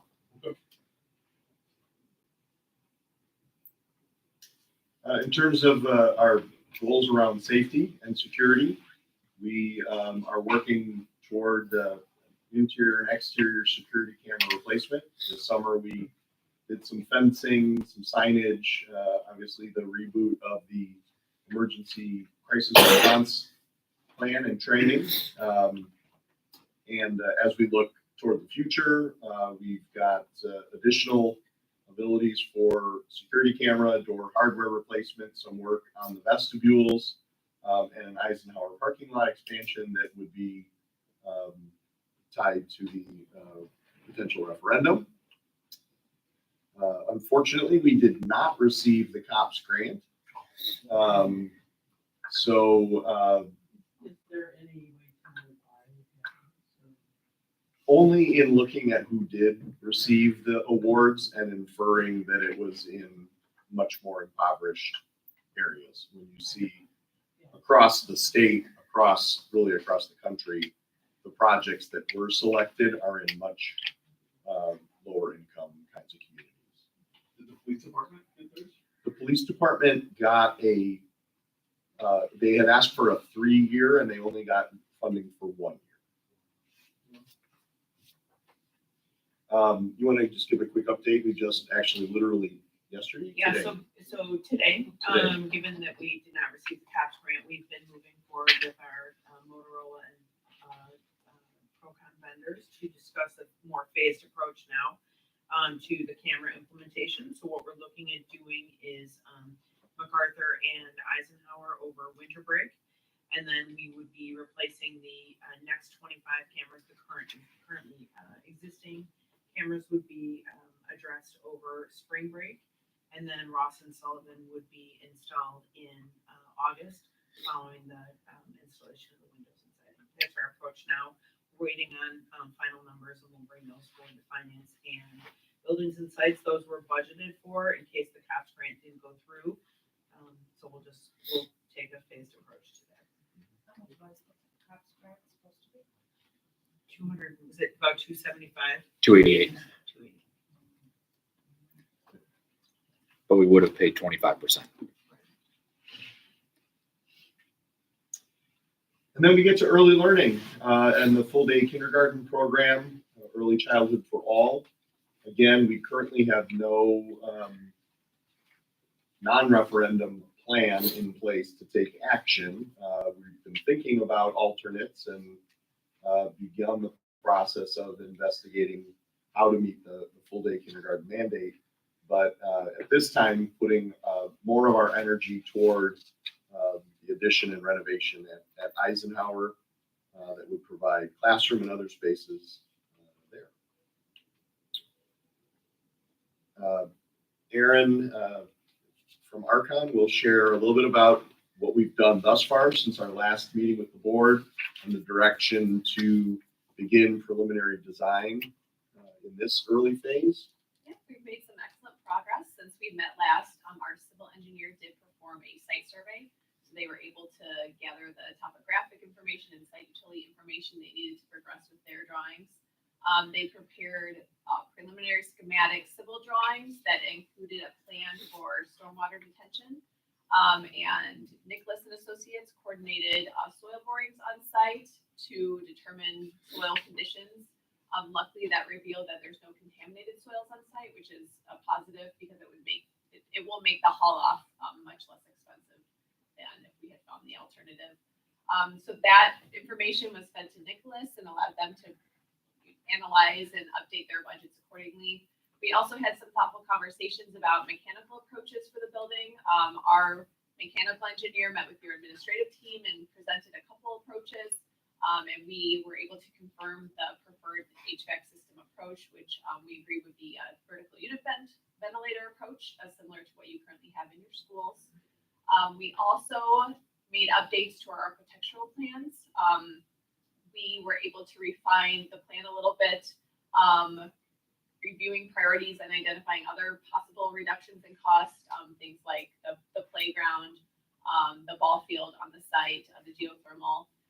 We also modified the geometry of those classrooms 7 and 8, which were the ones kind of on the northeast corner of the site, to be sensitive to neighbor concerns and to pull those back as much as possible off the property line. And then we had some conversations about community engagement and how that multi-purpose room might be used after hours with other entities. So we reconfigured that space a little bit to better position the toilet rooms for access, to adjust some doors so that it could be closed off from the remainder of the building after hours, and address security concerns that way. We also made some progress with our structural engineer to define structure and updated some building elevations and building sections to define building materials and constructability. So we're moving, I think, in a good direction and better understanding some of the details associated with the project. Thank you. And Scott's here to talk to us about what that costs. Good to see everybody again. Glad to have you back. Yes, thank you for having me. So as Aaron mentioned, as we got together with Archon and yes, we proceeded with the SD after the last time I saw you all. Geotech civil survey, it did lead to some positivity coming out of it. So we were able to, off the SD design and looking at the geotech and the information provided, validate the placeholders we had previously the last time I was here.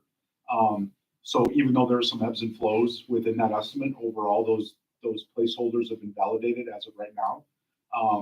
There are some other opportunities, as you see on the screen, to further reduce the cost. But I think sitting here now, the number that was presented last time has been validated. So we haven't gone up, which is a positive.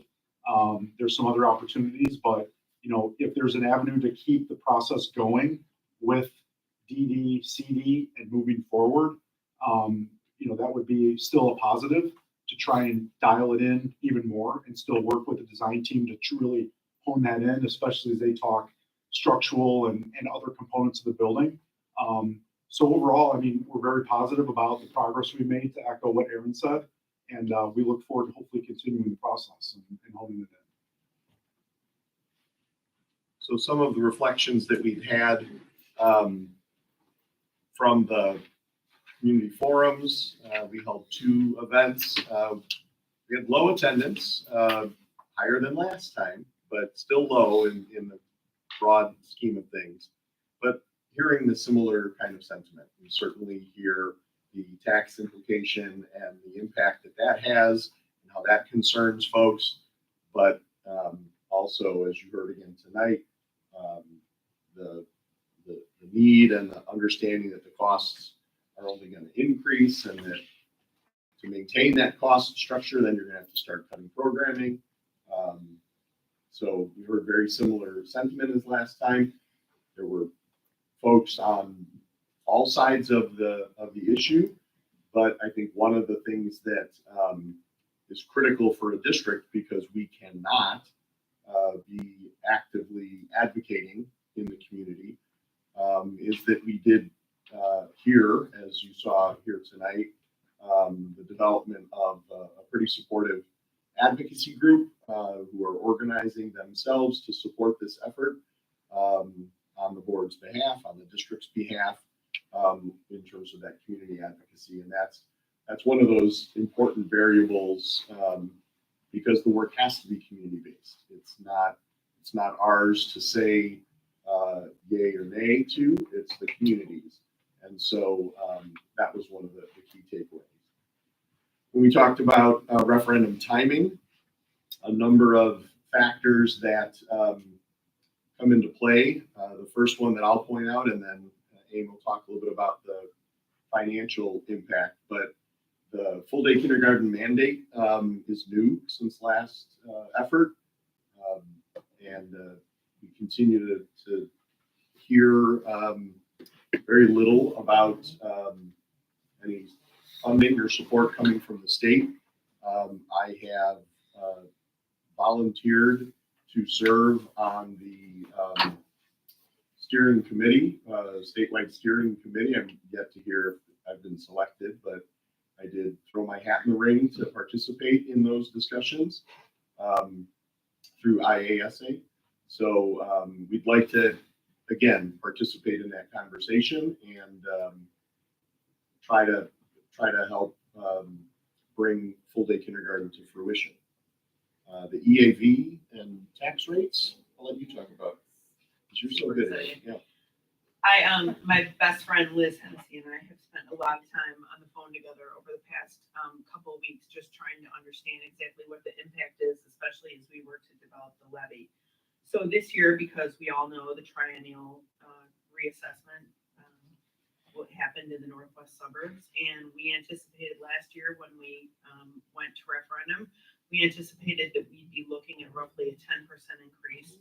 The EAV increased just under 20%, which for us, it resulted in a reduced tax rate. And what that basically means is, for the same tax rate, we have the ability to have a larger amount of funds available to us for roughly the same impact to the homeowner. So, you know, when we talk about this, the EAV went up, the tax rate went down. However, the project costs have gone up, the interest rates have continued to go up, and so it really is kind of a dual approach when we look at this, and then how we have to be really very careful and specific in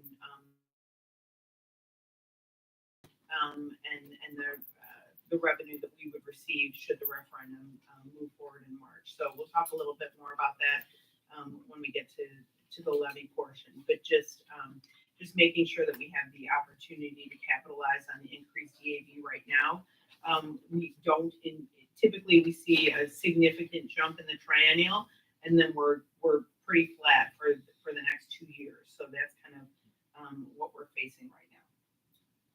When do we actually levy against the increase in? The 2023 is when so right now we're working with the increased EAV.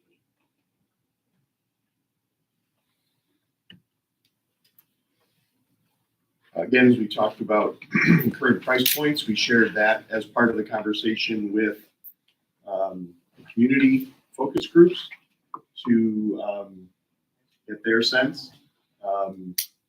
While we all just realistically were disappointed that the increases in costs were as high as they were, it was not something that was unexpected from the folks in the audience, quite honestly. As they were looking at it, they said, yeah, that's what happened if we didn't, you know, every time you don't pass it, it's just gonna cost more. So we're still looking at being able to stay at that $456 per 350,000, which does give us a consistency from our last question. It would result in 25.5 million in debt certificate capability and maintain the 1.2 million in operational costs. Again, because of the way the referendum questions have to be written, we have limited. We would have to, we're required to ask for the increased rate in the first subsequent levy. However, should the board decide at any point in the future that we didn't need to levy the whole rate, we would have that flexibility in subsequent years, but we do have to ask for the full increase in year number one. Should we decide not to ask for the full amount of the tax rate in subsequent years, we do not have the opportunity to reclaim that income, just so we know. And then the continued reflections as we've been talking about both current and future needs. Last October, actually, we had the updated long-range facilities plan that Archon presented that continues to be refined, and we cross things off the list and add more things to the bottom of the list, and it just continues to rotate. But we do still have some continued pretty significant capital needs for the district long-term, particularly restroom upgrades. The MacArthur windows and siding project is a couple of years out right now. We have floor repair needs, the multi-purpose room in the gym at Ross Sullivan, some halls and classrooms, parking lot paving here at the main campus behind Sullivan needs to be redone. So we're just kind of keeping all of those components in mind. And we shared this in the past, again, comparing from our original proposal last spring to where we're at now. The components, the difference between the two are an increase in cost if we do not continue with design work.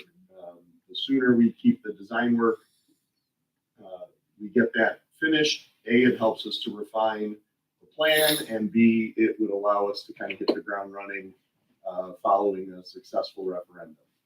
If we wait and start that design work after the referendum, just again because of the lead time needed, it actually pushes construction out and obviously the building open out, which results in an increased estimated cost. So again, at this time, the district's recommendation is that in December, we would ask the board to deliberate and then vote on directing administration, or now we would recommend that you direct administration to develop a question to bring to the board meeting for a vote in December.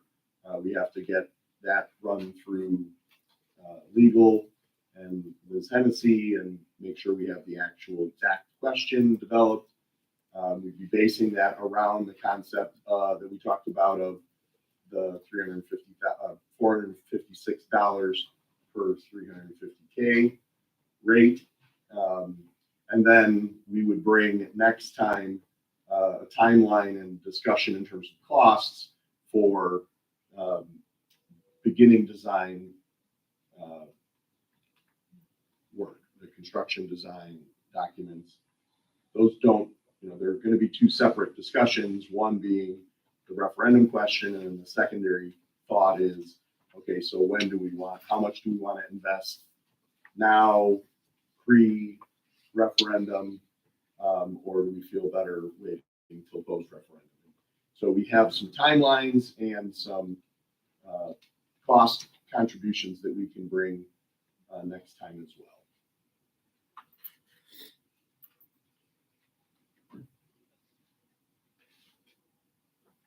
Any We've got our friends from Archon and Nicholas here also to answer any questions. Of course, our team is here to respond and provide any other insight you might need. Thank you. Any questions from the board members? The 3 underground detention areas, like, I guess, where will those be, and like, what was kind of like, how is that, like, how do they determine the need for that? There's a volume calculation based on, this is, Metropolitan Water Reclamation District establishes the requirements, but it's basically calculated on how much hard surface, they call it impervious area. So building area, paved areas, there's calculations that requires a property owner to hold water on their property and then slowly release it into the greater municipal system. And that generates a volume. And that tells us how much water we need to hold on our property based on the size of the development, the size of the building, the parking lots. It's a combination of a couple things, how much area we have to work with, and the location elevation-wise relative to the other utilities. In our case, we have 2 parking lots in the proposed design. The one detention basin, everything is going to be underground because there isn't enough room on the property to actually have an open detention basin, which is pretty common. Although underground is becoming more and more common as we're seeing. In our case, we have 3 of them. One is underneath the expanded parking lot on the southwest side of the property, where we're proposing the bus drop off to be. The other 2 detention basins are also underground. One is underneath the parking lot, the new expanded parking lot at the southeast portion of the property. And then the third one is a little bit up towards the building. The 2 make perfect sense when if you just look at the site, you say, oh, it's works.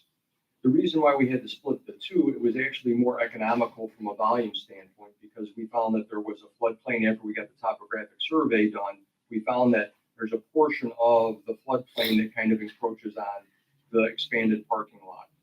It gets complicated due to MWRD requirements and all that stuff. It was more economical for us to create a second detention basin that was higher up the property, higher uphill, because that takes us above floodplain elevation. So that allows us to make the detention basins a little bit smaller. If we did just 2, the one detention basin at the southeast corner would be considerably larger. I think we did a calculation, I think it was 25% larger in volume because of the rules of handling water when it's inside of a floodplain. So that's why we have the 3, but they're all underground. It's concrete? In this case, we're going to be doing, I think we can do it in plastic. Oh, yeah. And then the way the contours of the site work, we've been working with Cage. There's whatever we pull out, we got to basically dig 3 big holes, to provide this volume. We're working on not having to export a lot of material. We think that the combination of constructing the area where the building has to go and where the parking lots have to go, we can probably balance it or come pretty close to balancing it all out. So we're not going to have to export a lot of material. We're still refining that, but our goal is to not have to export any material because that's expensive. We may have to, I don't want to say we won't, export material. There's probably a chance we'll export some, but we're going to try and lose as much material on site as possible. I'm just curious if there's a creek there and then across the street, there's that swamp or whatever. Yeah. Do those adversely impact Woodward Trail? Well, that's what's kind of setting us the situation where we have the floodplain. There's an elevation that's set by, I don't know if it's the Army Corps of Engineers or if it's MWRD. There's groups that establish these elevations where they expect water at a certain rain level, 100-year flood or something along those lines. And that's an area that is susceptible to flooding. So then if you're going to do anything, make any developments in that area, there's rules and requirements that you have to comply with because you're building in that floodplain. So what our goal is to try and do is to minimize the stuff that we're putting in that floodplain client said, we don't have to do all that extra work.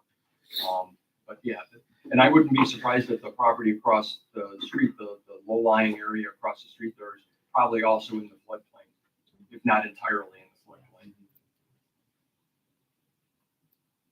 And so what was the ballpark of the cost then, that the retention, just the retention is? You get an idea? We can get the detail. We can get the detail. I think we made a general statement in here about. 615, I think.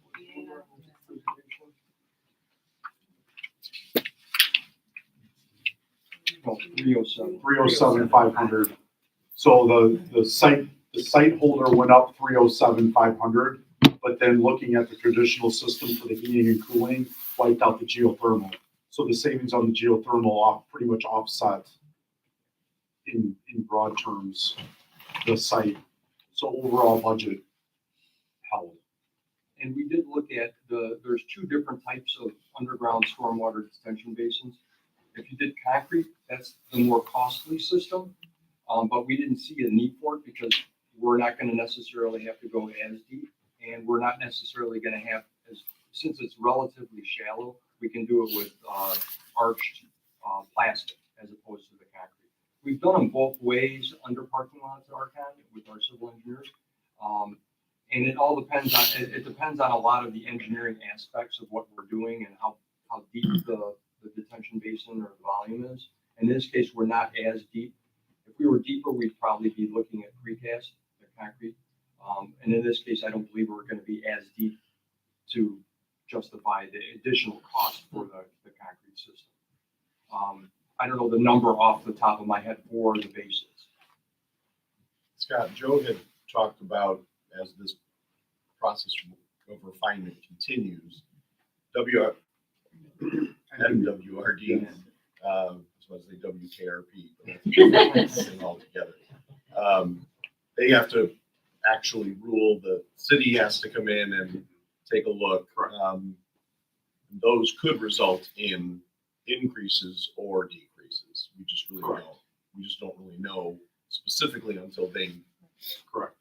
Yeah, it's got to go through. Go ahead. It does go through the MWRD process, but having Cage involved, they are very familiar with the MWRD requirements. So the volumes that they're estimating right now are probably pretty accurate at this point.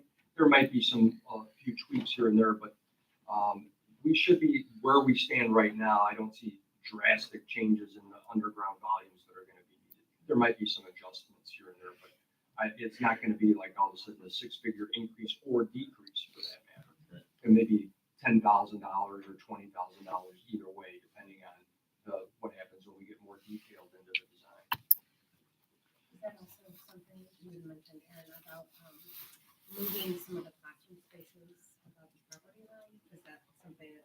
Yeah, we did a study. There were some concerns about the addition on the north side when we were close to the property line from the very original, very first design that went to referendum last time.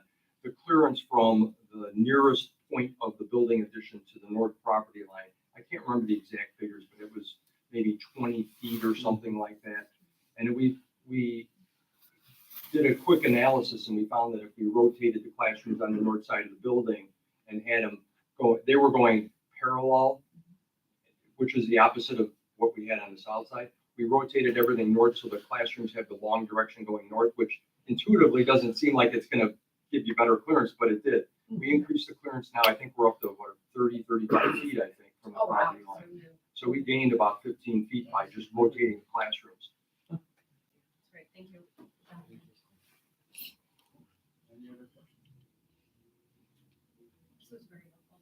Thank You you. know, no, sorry, but so there's no other updates from like anything from the mandate, right? Like where do you feel like this stands right now? The committee is supposed to start its work in June.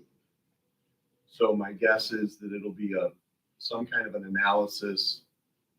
And my understanding of the committee's work is to retroactively, because it's already been passed, but investigate the impact of that mandate. So districts like ours will tell the story of, we're fully in favor of full day kindergarten. We have seen it to be a need. But as a mandate, without a referendum, it means X, Y, Z reductions in programs or services or increases in class sizes, all those kinds of things. With the intent, I believe, to sort of help the legislators understand, okay, so what is that impact? How many districts does this impact across the state? In which counties, in which areas? And then what are the potential remedies or supports that the government could, the legislators could put in place? So there's been, everything from, you can have a ability to borrow from, the state at a different level, to grants that we've talked about. But even in the very early on conversations, the grants, again, tend to be going toward folks that are not at adequacy yet, and we're at about 96%. We don't have excessive fund balances. We don't really have significant fund balances at all. But they're talking about districts that are well away from adequacy yet. That's as much as I've heard. I'm hoping to be selected to serve on the committee, because I think we represent a lot of districts in this Cook County area, North Cook County, that there are not a lot of us that don't have full day K, but the ones that do are in similar boats. Our neighbors are having the same kind of conundrum of prioritizing needs and having limited space and limited capital. Amy, what you had said about the first year, right? But it just feels like that we're gonna have to make an ask when there's a chance that the actual number could be potentially lower, right? That unlikely, right? Based on the way that things are going. But I can you walk through that again, like what we have to do year one, and then let's just say that we end up being in a situation where we are able to recognize some cost savings from these estimates, and like what would be our course of action then, like in year 2 and 3? Yeah, so right now, in speaking with Liz, we would need to be able to finance the $25.5 million in debt certificates. We would need approximately $3.6 million more per year. That would finance the debt certificates as well as the operational increase. So what we're going to look to do is levy high in O&M and in ed to make up those additional funds. If we're not successful in March, then all we would be able to receive is 5%, which is the 5% limitation to PTEL, even though CPI is 6.5 from last year. PTEL limits us to 5%, so we get that plus any new property. And in speaking with the city and speaking with some realtors, not a whole lot of new property going on. So typically anywhere right around $2 million is what we get. I think we were just right under that this last year. So we would have to go ahead and we have to be really thoughtful about what our ask is to make sure that we can capture all of that additional revenue in the 2023 levy. So when we think about that, the first installment of the 2023 levy comes in March of 24, and any new money is going to come in fiscal 25. The debt certificates would be issued following passage of the referendum. Let's say it passes in March. We can go ahead and issue the debt certificates in April. Those payments on those debt certificates are going to be due in December of 24 and in June of 25. Those are going to be those first payments, and that's fiscal 25. So if we don't act now in this levy, we kind of miss the opportunity to position ourselves to capture that revenue. So we've had a couple of conversations with the county. Like I said, Liz, our attorneys, just to make sure that we're getting it all kind of in a row. So Brian, moving forward then, should the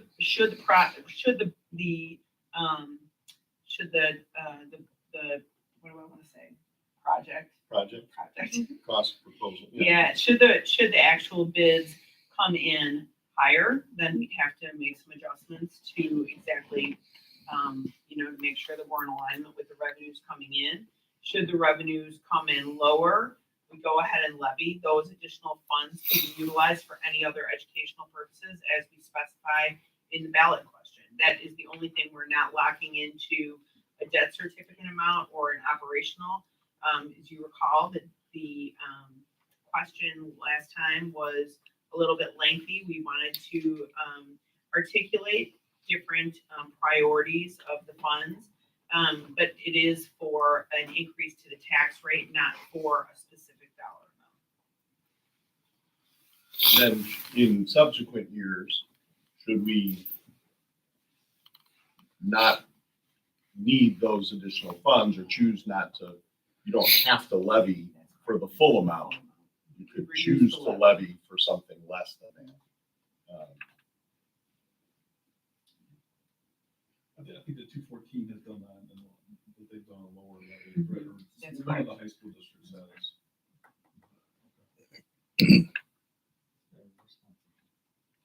And you've got really big Fund balance. fund balances. It is responsible or evading taxes. Right.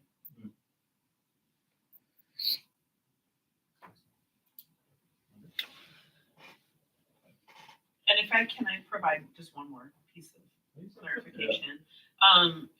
Don and I have had a couple of conversations, and Bryn had alluded to the funds for the window siding and door replacements. This first phase, those were a result of the bonds that all along the district's intent was to contribute roughly $4 million to the window siding and doors project. We were able to expedite the issuance of the working cash bonds last year. The money is sitting in fund balance with the objective to pay for in full the window siding and doors for this phase. We don't have additional bonding capacity for working cash bonds until the fall of 2025, which is why we would have to put off the second phase over at MacArthur. Once we get past that, we don't have additional bonding capacity, then we're into, I believe she said it was like 2031. So we've got a little bit of time, but in the meantime, we've got these other capital projects that are going to need some attention. So that's a little bit of a concern as well. So outside of the bonding capacity, Right. we're still capped at that 5% levy amount. We could push more of that levy toward O&M, toward construction, but that's a reduction in other areas, whether it's ed fund or transportation and some of those other things. So we've already started that strategy to push funds toward ed fund and away from some of the others, to maintain that budget and balance. But those are all the other factors. Without any referendum, we only have those other couple of touch points, 25 and then 31 would be the next two options. I think the community came up and kind of said it very well. Look, fact is, yes, we don't want to spend more, especially with tax rates going up. However, failure to do so isn't kind of like you just kick the can down the road and be okay. The fact is, we're proposing something that's an appropriate set of measures for our students, and it's only going to become more expensive, and we can't avoid doing it. At some point, we have to do this. So, I'm with them. It's not like we want to just kind of ask for money for no reason. This is something that the district has to do to be able to support the children the way we want to support them and continue to allow them to grow and mature and become, productive individuals within society. So these are always tough decisions, but I personally think it's the right set of decisions for the district. Any other questions or thoughts? No, I think just to follow up on that, I think that I would agree with everything you said, but I think just the one thing that I've been annoying Don about for several weeks here, and just in general, right, is that I think that we do have an obligation to make sure that we're justifying to the community, right, the plan, right, you know, why we chose this location, right, and to make sure that we really articulate and document that, right? We did. And so I think that that's important, because I think we have people kind of coming and asking, right, why Eisenhower? Why aren't you building at the main campus? And I think that we owe it to them to document that rationale. And I think the other thing, the thing that I think is, you know, hopefully we don't have to do this again, but if we're coming back and talking about this again in March, to really revisit our priors, right, and say, did the assumptions that we had in fall 2021 change, right, you know, now?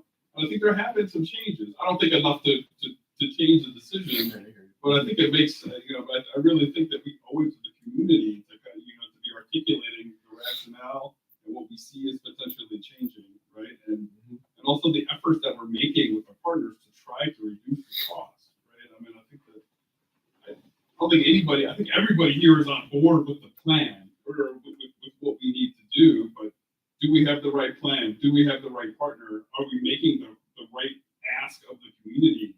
I think are the questions we need to answer. I think we've established that we have the right plan based on the needs of the students. Whether or not we need to continue to articulate it, absolutely. And I think that we owe answers as needed and requested from the community. But I mean, I think we've discussed what we're asking for. I think we all. No, sorry, like when I'm saying plan, it's more, why are you doing it at Eisenhower versus why are you doing it? Why aren't you doing it at the big campus? Yeah, specifics about it. But The specific approach, yeah. The things we're asking for. Right. Yeah. Okay. Good. Thank you. Any other thoughts or comments?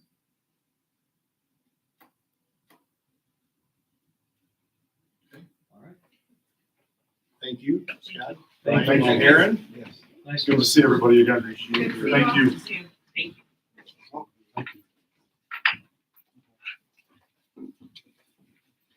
right.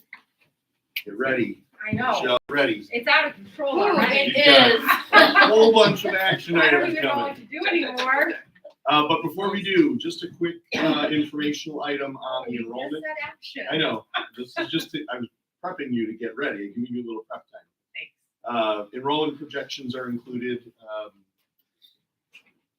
We are seeing, again, the impact of COVID and how that, if you factor in the COVID numbers, it looks like we have lower enrollment. If you leave those out, it looks like we're coming back toward a more expected kind of range. So I went with the 3-year average rather than the 5, and not just the 1, you know, which is too recent. And so that looks like a return to the above 1,500 student level within the next few years. You saw that dip. I think that's a factor of both. Well, from the data, we know it's a factor of live birth, that sort of slowed down during the COVID, but also I think it had to do with sales of homes or resale of homes to young families moving in. That sort of paused during that COVID window. There was less movement, and now that has resumed, we're seeing young families move in, and young families tend to have young babies with them. So that's just included in the packet. That'll, as it always does, informs our staffing plan and budget discussions, but just wanted to share that enrollment. Any questions on that? Or any clarifications I can give?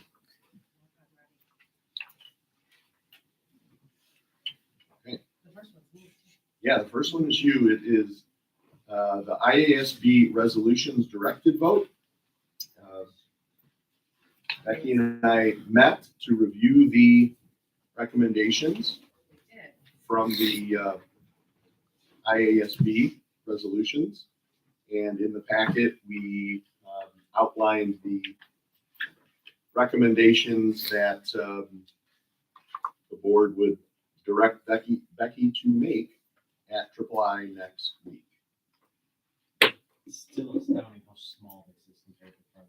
I know it's only 5. I mean, I remember 6. three of those was like 20 something. I'm so excited. Yeah. I'm so excited. It's gonna be wonderful.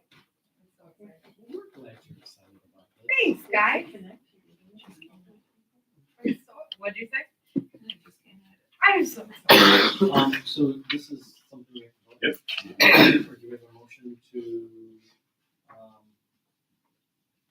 direct Becky to the resolutions that have been identified?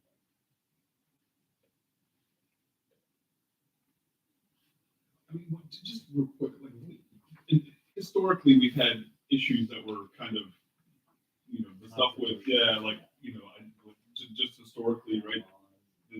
For school employees to have guns, So they're like pretty basic. Yeah, but like this year, this stuff does not seem really controversial at all. I mean, was there any, like when you guys met, is there any of this that we have to talk about? I think there was only one that we really spent any time really talking in depth about. Yeah, and that is the employment history review, where we are recommending to go against the IASB recommendation. So the resolution for that was to utilize the existing DCFS database for background checks, and for to be in compliance with Aaron's law, Faith's law for potential sex offenders working in schools. And the current resolution says there's an existing database, we should be able to use that. And the concern is that database is not as effective and up to date as it could be. However, our discussion of that is that's a different problem that can be fixed. Instead of asking individual school districts to reinvent the wheel and create our own processes to do employment history reviews, which we're currently doing on a case by case by case basis, when there's already an existing database, is a hardship on districts. We feel we've done a really good job with employment history reviews, background checks. We understand that in some parts of the state or in some districts, folks don't do their due diligence, but so that's sort of the pros and cons for that recommendation. IASB is recommending that we don't use the DCFS database. Our recommendation is to use the database that exists. We talked a lot about the hardship, right? Like, as somebody who just got a new job in a public, even for me to do all of the stuff that they're requiring out of this, it took me a long time, because you have to go all the way back to student teaching. Any school you've ever stepped foot in, you have to fill out this form, and it's a ton of work. And then on them, so I turn in 8 to Don of places I've ever been. He has to reach out to all 8 of those places, and they're like, "He who?" And they have to, tell him that I didn't do anything while I was there. Which, if I did, it would be a Hope you did something. That's Nothing bad. nothing bad. Yes. Nothing bad. The district that submitted this, what was their rationale? Like, why do they want That there's a hardship in, I mean, it's both, there's a hardship and there is a database statewide that should be tracking. We don't disagree that it needs to be improved, but if the state has a statewide database, get get your stuff together and make it do what it's supposed to do so that employers everywhere don't have to create it on their own.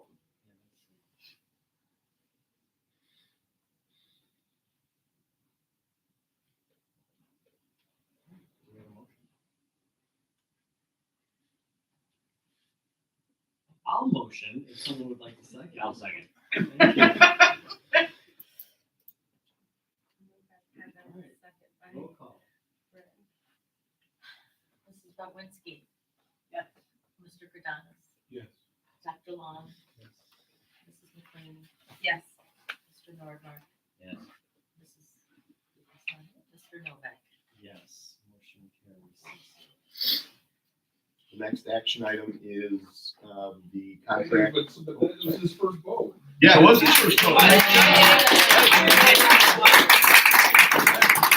Way to Well go, done. Spencer. All right, now. Well done, Spencer. Let the fun He was asking about, what he should expect. I said, well, usually You have to make you every have to motion. make for every motion. Yes. Oh my God, now. Yeah, right. Give You that have to to make me. every motion in your first meeting. So you're right. I said we could All right, just Spencer, carry moving that on. Here torch you going go. forward. So the next action item is the contract with Andy Frame to provide crossing guard services. We received a letter from the city outlining their the dissolution of the IGA, and that collaboratively with the city, we identified Andy Frame, and the district then can take its own independent action and contract with a third party. We would be going out to bid this spring for a longer term contract, but this would be just to take effect in November through the end of the school year. Is there any kind of like overlap, just where like 1 or 2 days where the police department will be there to kind of show the Andy Frame people, or is that just unnecessary? Just on Yeah, 15 I mean, Andy Frame people? I think that the police department formally doesn't have any oversight or training or anything like that, but they are really good about being out and being visible and being present, and I'm sure that they would be. They did share that they would be willing to provide some additional support as Andy Frame gets up and running. They've had a number of conversations, and they've spoken with a number of our current guards to potentially bring them on board as well. That's next week, right? 15th. 15th, yeah. Board Appreciation Day. Yeah. That was my biggest question, was the impact. Yeah. Yeah, they all have the ability to apply and interview with Andy Frame. They got recommendations from the police department. So hopefully they'll get. I think Watch. it's not a huge problem. No. Since there aren't that many of them. No. so- Yeah. Right. You know, if our friend at the over there, or if he's gonna stay? He applied. Okay. Yeah. But they gotta figure that out pretty quickly here. Right? Yeah. They got 5 days. Okay. Yeah. I move to approve the contract for crossing guard services with Andy Frame through June 30th, 2024. Motion by Carol. I'll second. Very good. Prior to the vote, I'd like to throw this for the record. I'm in favor of this solution, but I cannot vote on the vendor. Okay. Gotcha. Thank you. Roll call. Mrs. Bowenski. Yes. Mr. Kadanis. Yes. Dr. Long. Yes. Mrs. McLean. Yes. Mr. Nordmark. Abstain. Mr. Novak. Yes, motion carries 5-0. Good job. Yeah, you got it now. Next, we have the bid award for the windows, siding, and door replacements at Betsy Ross, Ann Sullivan, and Nebraska Administration Building to FH Passion in the amount of $2,179,500.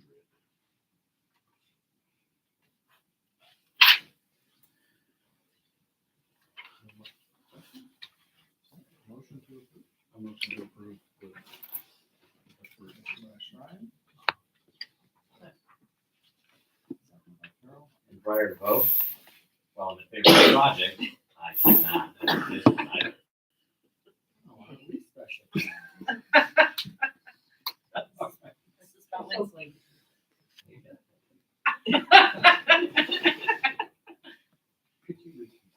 Mrs. Bowenski. Mr. Adonis. Yes. Dr. Long. Yes. Mrs. McLean. Yes. Mr. Nordmark. Abstain. Mr. Novak. Yes. Motion carries.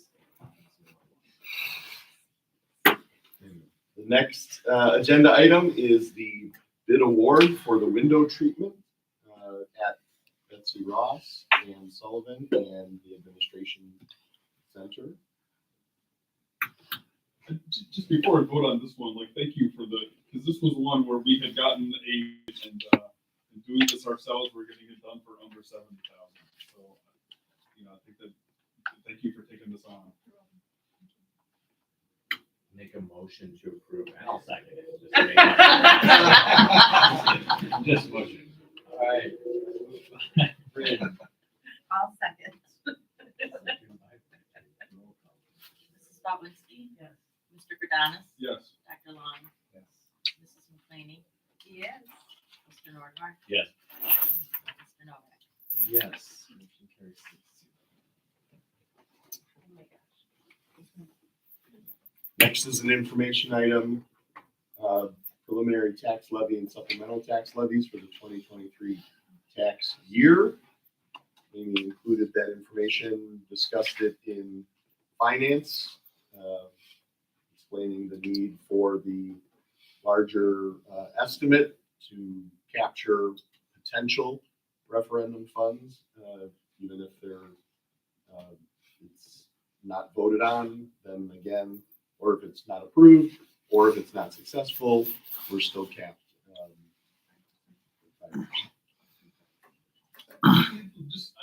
I struggle with this detail stuff, and so Sorry. Yeah, we all do. So what happens, right? Like, they never give you over 5%, but we're kind of making this special request now. How do and so at some point somebody has to align this with the referendum passing. Like, where does that happen? We've had conversations with the county that our direction would be to recapture the additional tax rate should we be successful in March. And so they are aware that I don't know if they kind of hold off on our district, but that's kind of what they're doing. So they know that to apply the increased rate should we be successful in March. And if we're not successful, then it would just revert back to the PTEL plus new property. So that's kind of where we're at.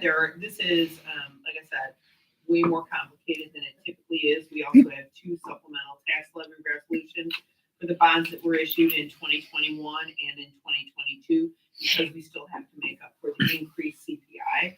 And then we're switching the levy apportionment, which we had adjusted last year, the year before, because we are over levying in ed and O&M. We need to protect payments.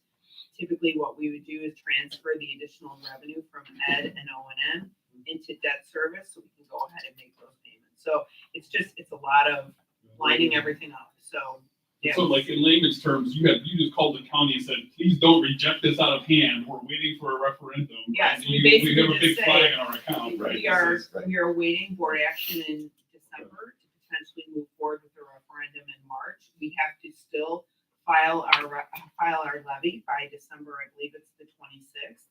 So we'll still have to do that. We'll have action, but it just is cutting it really close on a couple of different levels. So we just want to give them a heads up.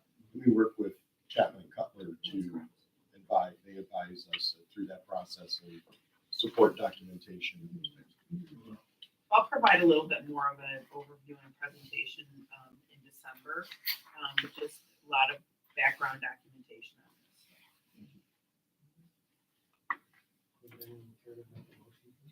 No motion. Just straight info. Well, there is a motion because we do need to, I had put the motion in there to approve the tentative tax levy, and then we need to move forward with the truth in taxation notice in the newspaper, and then the scheduling of the public hearing in December. So it's action. Not Did I blow it? Sorry. Oh, I didn't even catch this information. I was just looking at the recommended motion. So yes, it is an action item. It's not just Oh my information. item. God. It is an action Tell them item. that. I need a second. Becky, did you make the motion? Yeah, I'm okay. Okay. Yep. I didn't hear this long thing here.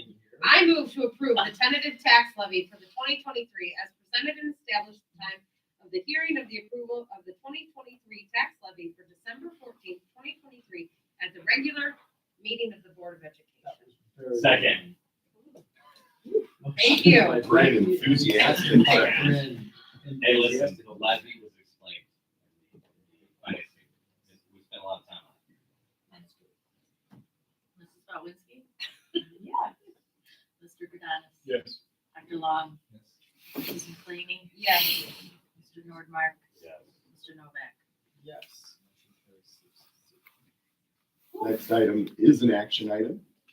The calendar committee met on October 17th to review and update our existing 2023-24 calendar.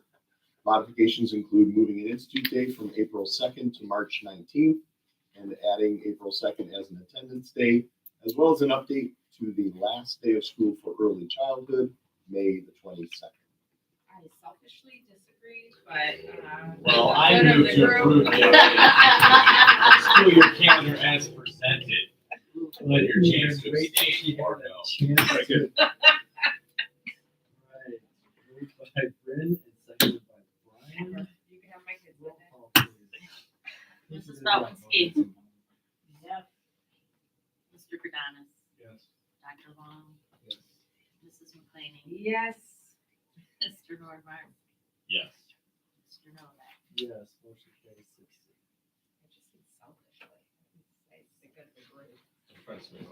What? We'll reread the ethics. Not allowed. We'll reread that at the end of the meeting.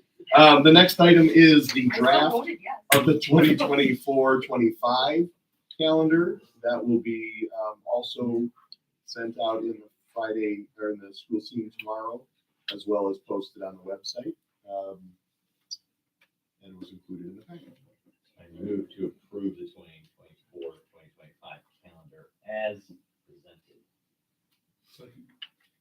Moved by Bryn and seconded by Roll call. Mrs. Bowenski? Yes. Mr. Gadanis? Yes. Dr. Long? Yes. Mrs. McLeany? Yes. Mr. Nordmark? Yes. Mr. Novak? Yes, motion carries 6-0. Next item is social media litigation. Following our conversations with attorney Eris Dalianis, the district will be participating in a mass action lawsuit against several large social media companies seeking monetary and non-monetary relief to address impacts brought about by the use of social media by young people. The lawsuit also seeks injunctive relief to change the way in which social media companies are allowed to market to and engage with minors.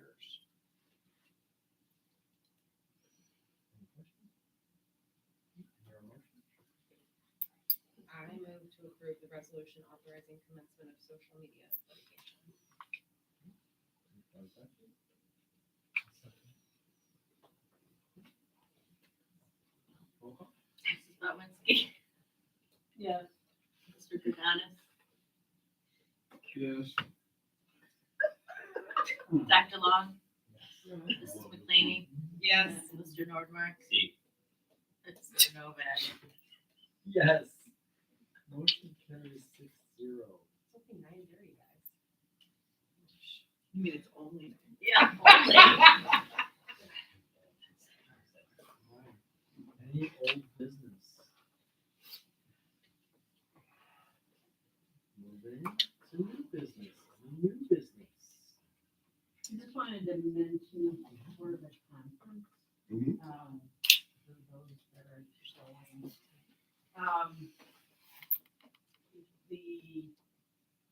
was about a year ago. The local districts around here have formed an informal group of presidents. And, one of them gave a proposal to IASB for a session on forming global group, which is a session now. So it's on Saturday afternoon at 3. I don't remember the name. But I'm a part of this. I'll be like introducing everybody and fielding questions. But it should be good. It's a panel discussion. The panelists are Mary Kay Kurtzman from 54, Eileen Falchek from 57, Bill Brinkley from 26. Oh, and Anisha Joby. Good group of people. It is group and it's growing and it's cool. That's awesome.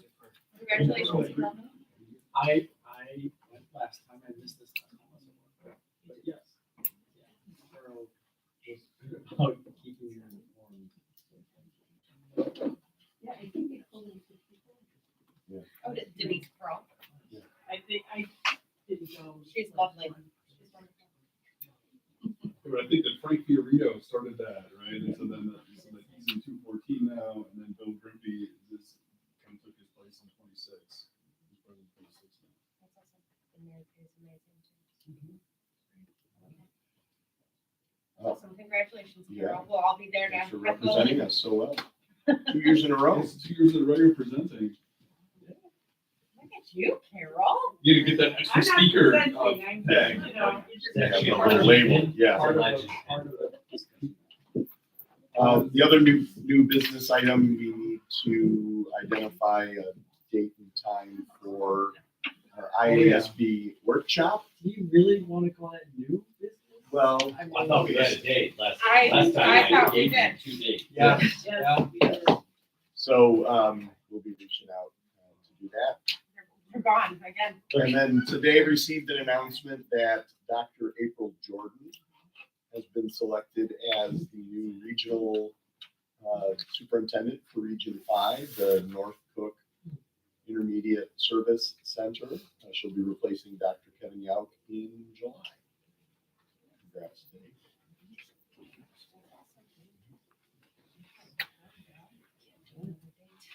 If there's nothing else, an executive session is necessary to discuss matters of personnel. And there will be action. And we will have, we should have Action. action after executive session. So do we have a motion to adjourn to executive session? I so move to adjourn to executive section for the purpose of personnel.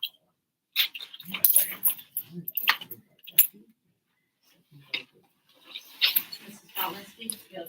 Mr. Gordon? It's available like on the website or something? We stream it on YouTube. Okay, on Yeah. YouTube, okay. Yeah, and then, That means it Yes. doesn't get legal. it's always available on YouTube.